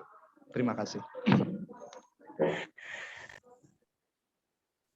Nah itu ya Mbak Saidati, semoga puas dengan jawaban kedua narasumber kita. Dan berhubung ini waktu sudah 14.28 ya, kita jatahnya sampai 14.30 nih. Mungkin bisa satu lagi aja ya pertanyaannya. Silakan satu pertanyaan lagi. Izin bertanya, Tat. Ya, Kak Sela silakan. Sebelumnya ini Kak Sela juga masih merupakan admin di Santripedia nih, Kak Mahya, Kak Ihsan. Ya, silakan Kak Sela. Iya. Ya. Assalamualaikum warahmatullahi wabarakatuh. Waalaikumsalam warahmatullahi wabarakatuh. Waalaikumsalam warahmatullahi wabarakatuh. Sebelumnya saya ingin menyapa dulu Kak Mahya dan Kak Ihsan. Salam kenal Kak. Kak Mahya, saya pernah TikTok. Iya, gimana? Pernah stage? Iya, pernah speech Oh, yang iya, Kak. tentang pembahasan kalam di komen juga sama Kak Mahya. Oh, saya komen. Oh, tentang apa nih? Apa? Tentang apa? Yang di stage tentang apa? Saking Tentang kalam banyaknya dan jadi lupa. tentang kalam dan iya. Dan mufid, Kak. Oh. Sudah lama ya kayaknya ya? Bulan Mei kayaknya. Iya kayaknya. Oh, terima kasih banyak Insya atensinya. Allah. Ketemu di sini akhirnya. Allah. Iya, jadi saya mau bertanya dengan Kak Ihsan dan Kak Mahya. Bagaimana tanggapan Kak Ihsan dan Kak Mahya apabila ada orang-orang yang menganggap bahwa santri itu memanfaatkan media sosial, seperti contohnya TikTok, itu hanya untuk pansos ataupun menarik lawan jenis ataupun ya yang semacamnya gitu, yang keluar dari tujuan utama santri yakni menyebarkan Islam yang rahmatan lil alamin. Itu bagaimana tanggapan dari Kak Ihsan dan Kak Mahya? Ya, saya persilakan terlebih dahulu Kak Ihsan buat menjawab ya. Nanti selepas itu langsung Kak Mahya. Oke. Pertama bahwa ada yang salah yaitu ya, salah atau memanfaatkan media sosial untuk kemudian pansos atau mungkin kemudian untuk menjadi buaya gitu ya.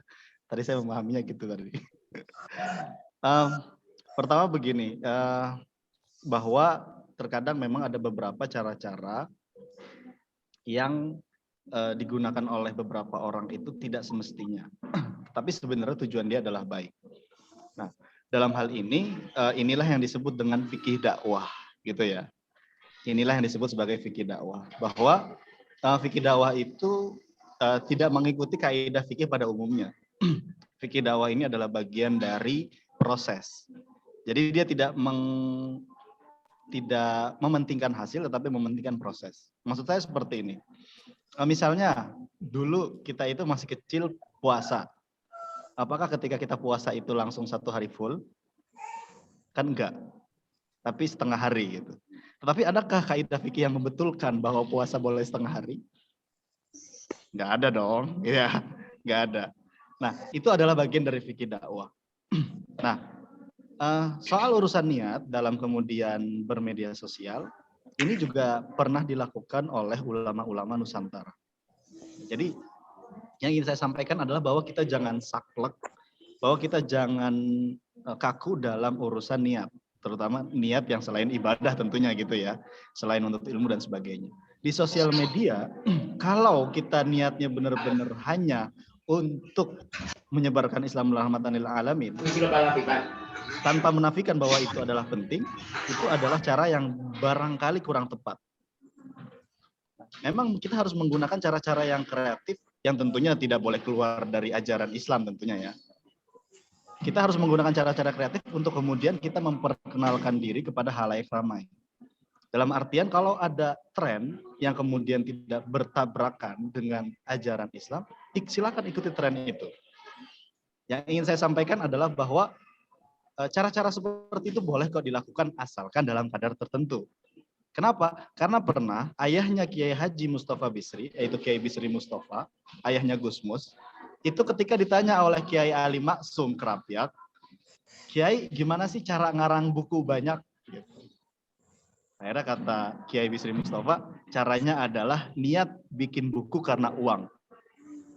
Salah gak bikin buku niatnya karena uang? Salah. Tetapi apa? Yang dilakukan oleh Kiai Bisri Mustafa adalah bahwa kalau motivasinya adalah uang, dia lebih semangat. Dan ketika bukunya sudah jadi, dia baru niat lillahi ta'ala. Nah itu kan seakan-akan menipu setan gitu. Jadi kata setan, wah ini orang nulis buku karena uang nih, saya seneng nih.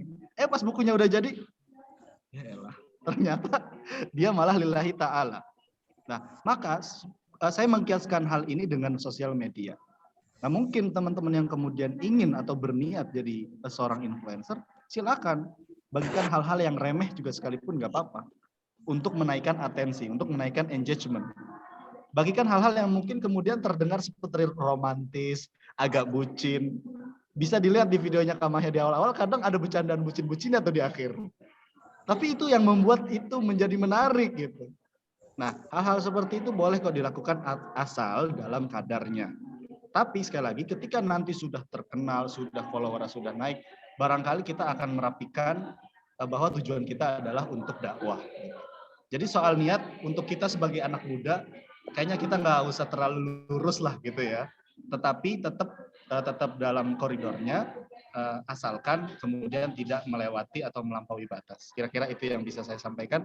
Jawaban yang lebih sempurna akan disampaikan oleh my partner. Terima kasih. Oke, silakan Kak Mahya disambung. Oke, jadi terkadang kita dalam sesuatu hal itu ada anomali ya, ada hal yang terkesan tuh kontradiktif. Dalam hal ini, it's okay saya mengafirmasi meskipun tidak sepenuhnya yang terjadi di saya seperti itu ya.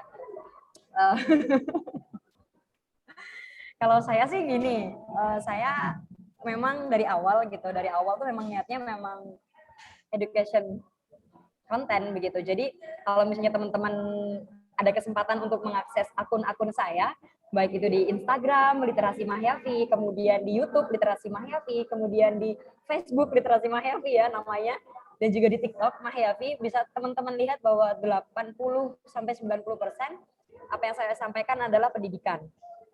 Nah, bagaimana kesan orang lain terhadap kita apabila kita tuh dianggap pansos, apalagi kita tuh mencari perhatian dan sebagainya. Gini loh konsepnya teman-teman. Kalau kita membuat konten, terus kemudian tidak ada yang perhatian, tidak ada yang tertarik, lalu bagaimana pesan dari konten itu tersampaikan? Ya enggak? Kalau kita buat konten, terus tidak ada yang perhatian nih, tidak ada yang tertarik, bagaimana pesan-pesan atau pembelajaran kita bisa tersampaikan? Tidak bisa.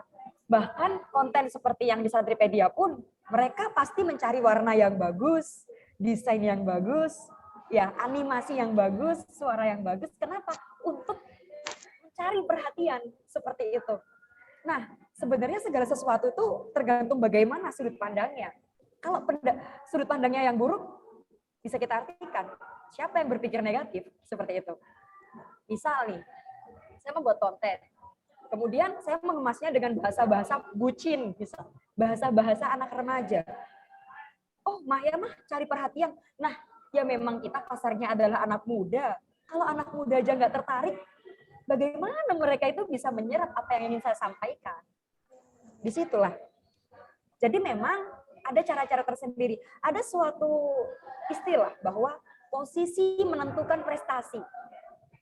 Sekarang begini, ketika kita menjadi orang yang biasa saja, misal followers kita tuh hanya 1 atau 2, dibandingkan dengan followers yang mencapai 1 juta, lebih banyak yang mana yang tertarik?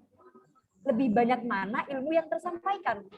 Pasti akan lebih banyak ke followers yang banyak. Untuk itu, posisi itu penting, jabatan itu penting. Misal nih, Kak Zala di sini bukan sebagai apa-apa, cuman perkenalkan, Assalamualaikum warahmatullahi wabarakatuh, Kak Ihsan, saya Zalal, adik kelas Kak Ihsan di PBA. Apakah Kak Ihsan berkenan untuk mengisi acara? Tidak ada background apapun, tidak ada background Santripedia, tidak ada background founder, ya hanya atas nama pribadi. Loh, ini acara apa? Ya nggak ada, saya pengen bikin acara aja. Kira-kira lebih mudah mana ketika dia memperkenalkan, Assalamualaikum warahmatullahi wabarakatuh, Kak Mahya, saya Zalal dari Santripedia, founder Santripedia. Platform ini menawarkan kerjasama bla bla bla bla bla. Pasti orang akan tertarik dengan embel-embel tersebut. Kenapa? Karena jabatan, karena posisi, karena prestasi. Itu memberikan dampak kredibilitas, kapabilitas, dan eksistensi seseorang. Iya enggak?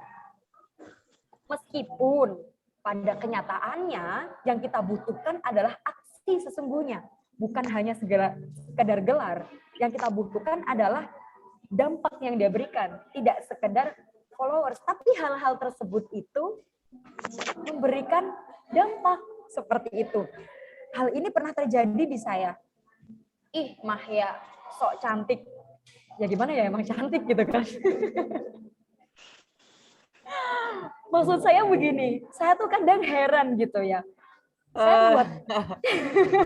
Saya buat konten, padahal saya jarang sekali dandan, hampir ya jarang sekali dari 1000 konten saya itu paling yang dandan hanya berapa gitu. Saya tuh bikin konten di TikTok itu kadang bangun tidur, kadang belum mandi, pakai kerudung rabani, pakai daster gitu. Terus saya tuh bikin video tuh asal cari tempat gitu.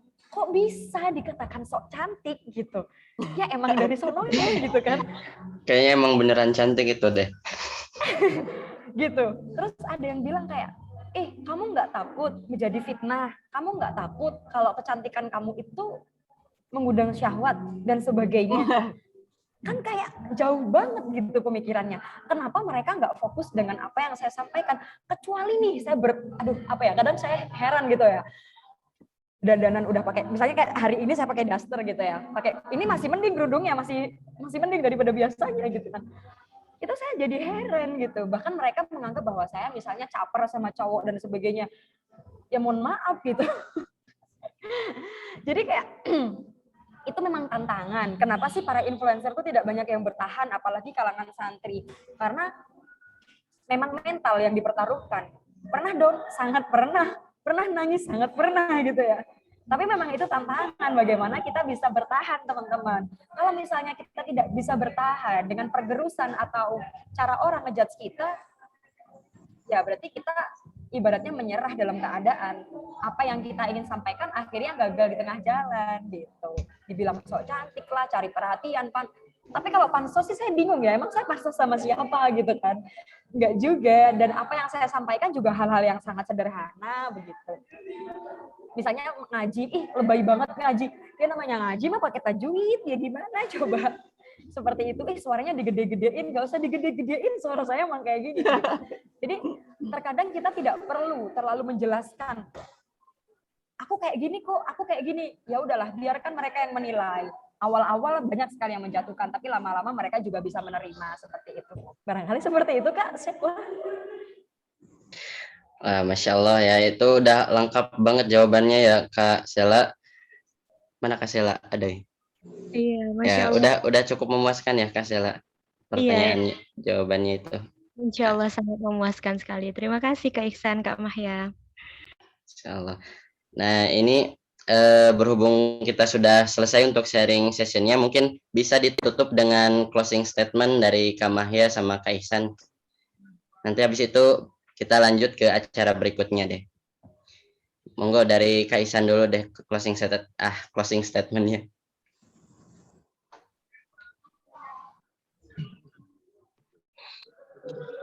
Oke, kepada semua teman-teman dari Santripedia, closing statement dari saya adalah dulu santri itu selalu dianggap sebagai bagian dari masyarakat yang terbelakang.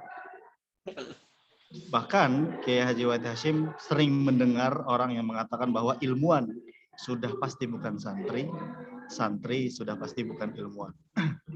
Hari ini santri adalah salah satu bagian dari masyarakat yang sangat diperhatikan.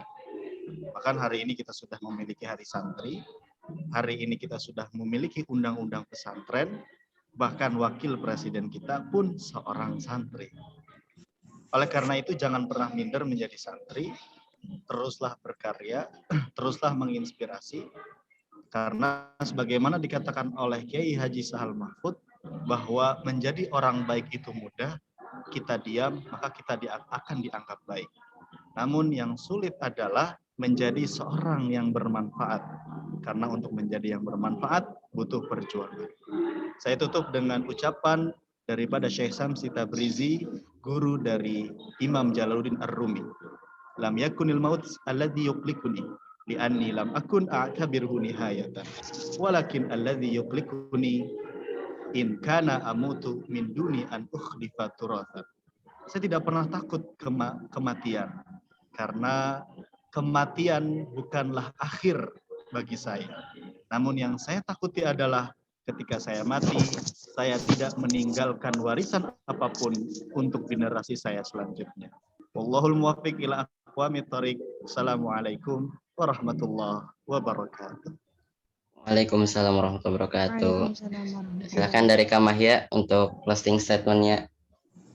Oke, sebelumnya saya ingin menyampaikan, sering ya saya berkolaborasi dengan Kak Ihsan, sering juga kita punya pekerjaan bersama, tapi memang setiap katanya itu membius ya, selalu ada hal luar biasa yang disampaikan, literat sekali gitu ya.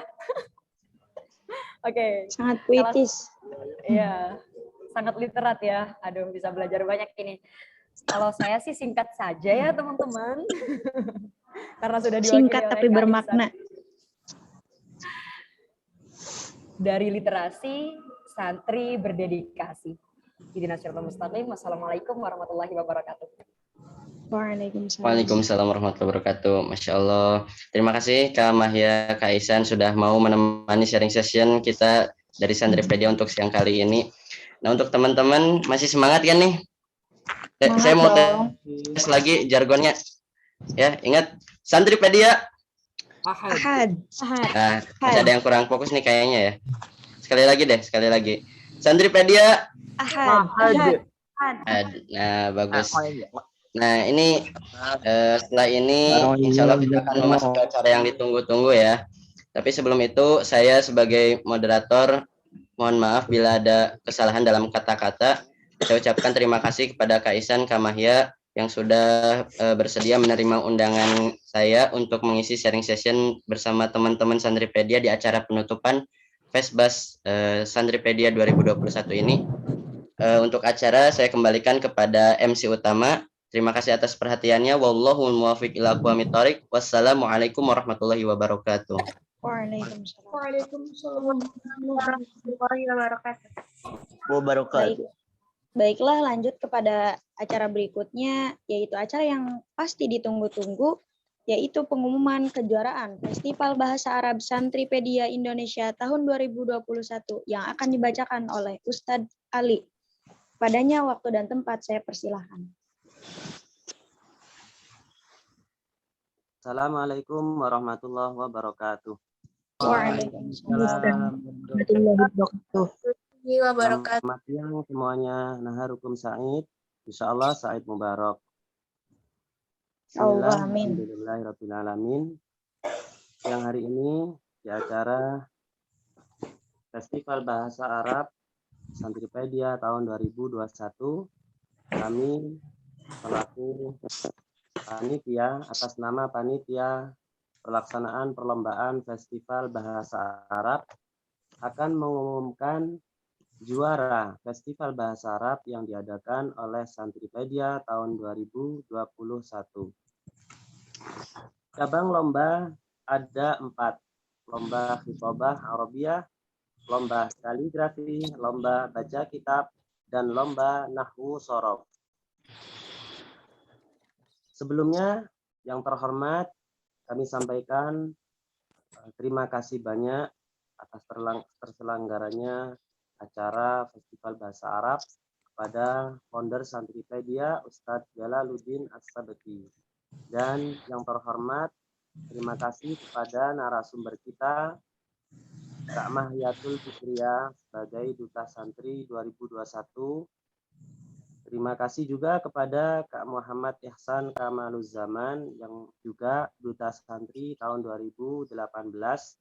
Kami sampaikan terima kasih juga kepada para peserta lomba dan seluruh panitia.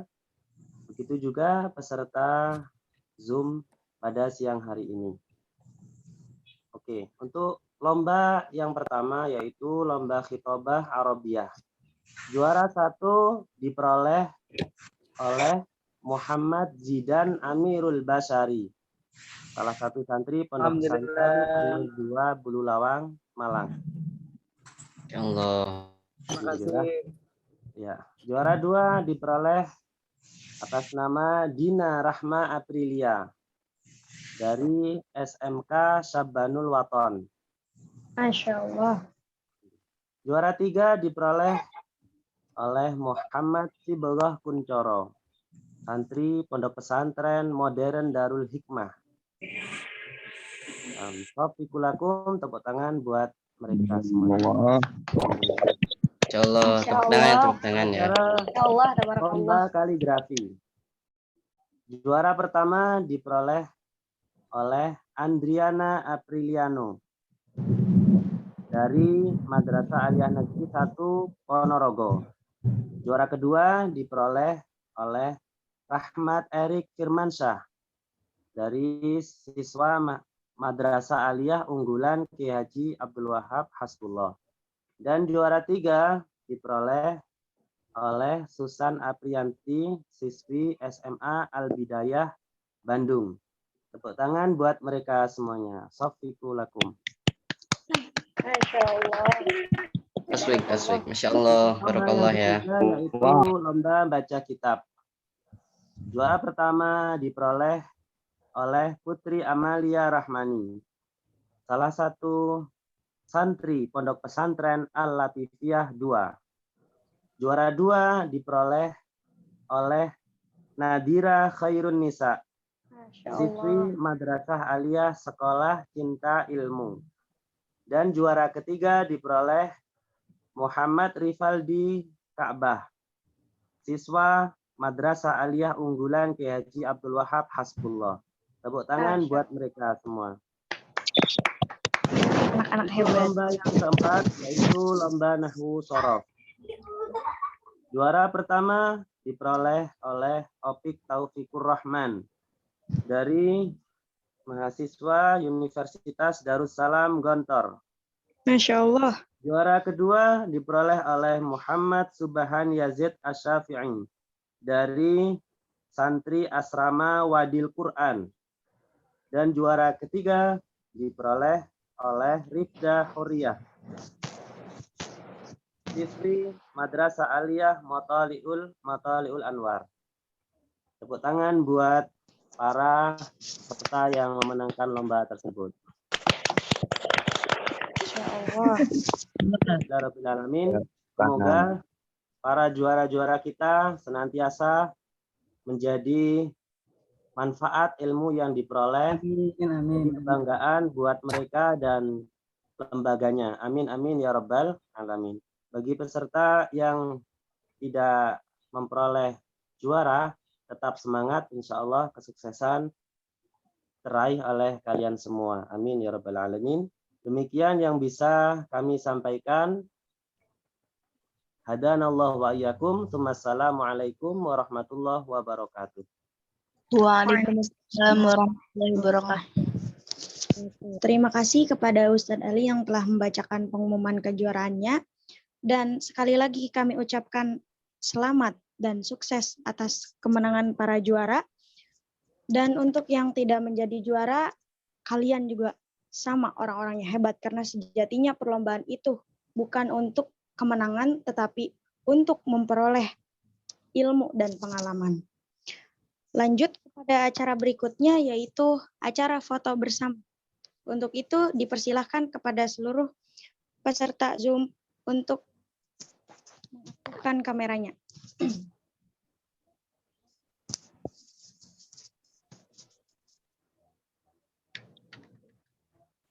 Ya, silakan mungkin dari Karisma bisa pimpin ya untuk ini ya fotonya.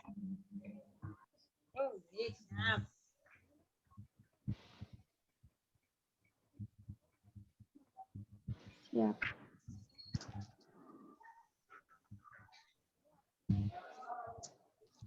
Satu, dua, tiga. Senyum. Oke. Sekali lagi. Satu, dua, tiga.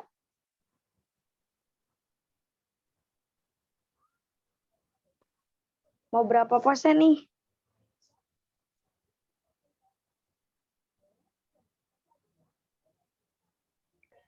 Sudah cukup kayaknya Kak Risma ya. Nanti di-post di Instagram.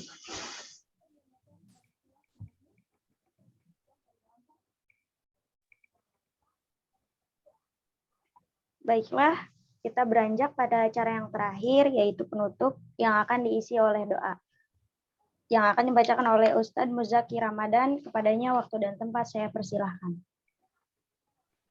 Bismillahirrahmanirrahim. Assalamualaikum warahmatullahi wabarakatuh.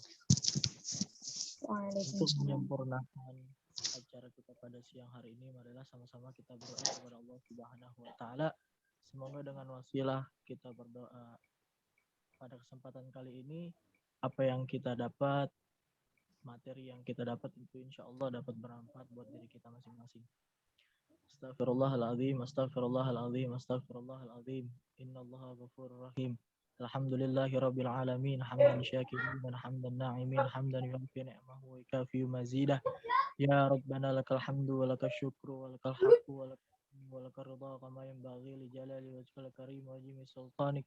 Allahumma salli ala sayyidina Muhammad wa ala ali sayyidina Muhammad. Tibbil qulub wa dawaiha wa afiyati abdani wa shifaiha wa nuril absari wa diyaiha wa ala alihi wa sahbihi wa barik wa sallim. Allahumma aghnina bil hilmi wa zayyina bil ilmi wa akrimna bit taqwa wa jamilna bil afiyati was salamah wa akikna bit taqwa wal istiqamah wa inna min mujibatin nadama innaka sami'ud du'a. Allahumma ya muyassir yassir ya mudabbir dabbir ya musahil sahil sahil alaina kulla sir bidahir basirin nadir. Rabbi yasir lana wa la tu'asir alaina, Rabbi tamim lana bil khairi amalana. Allahumma inna nas'aluka salamatan fid din fid dunya wal akhirah wal afiyatan fil jasad wa ziyadatan fil ilmi wa barakatan fil rizki wa taubatan qoblal maut wa rahmatan indal maut wa maghfiratan ba'dal maut. Allahumma hawin alaina ya Allah fi syakaratil maut wan najata minan nar wal afa indal hisab. Allahumma inna nas'aluka salamatan fid din fid dunya wal akhirah wa afiyatan fil jasad wa ziyadatan fil ilmi wa barakatan fil rizki wa taubatan qoblal maut ya Allah ya arhamar rahimin. Allahumma dafa'anna al-ghala wal bala wal fahsya wal munkar wal fitan wa syuyuf al mukhtalifata wa syada'ida wal mihan ma dhahara minha wa ma batan min baladina hadha khassa wa min buldani muslimina ama innaka ala kulli syai'in qadir. Rabbana hablana min azwajina wa dhurriyyatina qurrata a'yun waj'alna lil muttaqina imama. Rabbana ighfir lana dhunubana wa dhunuba walidayna warhamhuma kama rabbayana shaghara. Rabbana atina fid dunya hasanah wa fil akhirati hasanah wa qina adzabannar. Subhana rabbika rabbil izzati amma yasifun wa salamun alal mursalin walhamdulillahi rabbil alamin. Syafaatil Fatihah. أعوذ بالله من الشيطان الرجيم.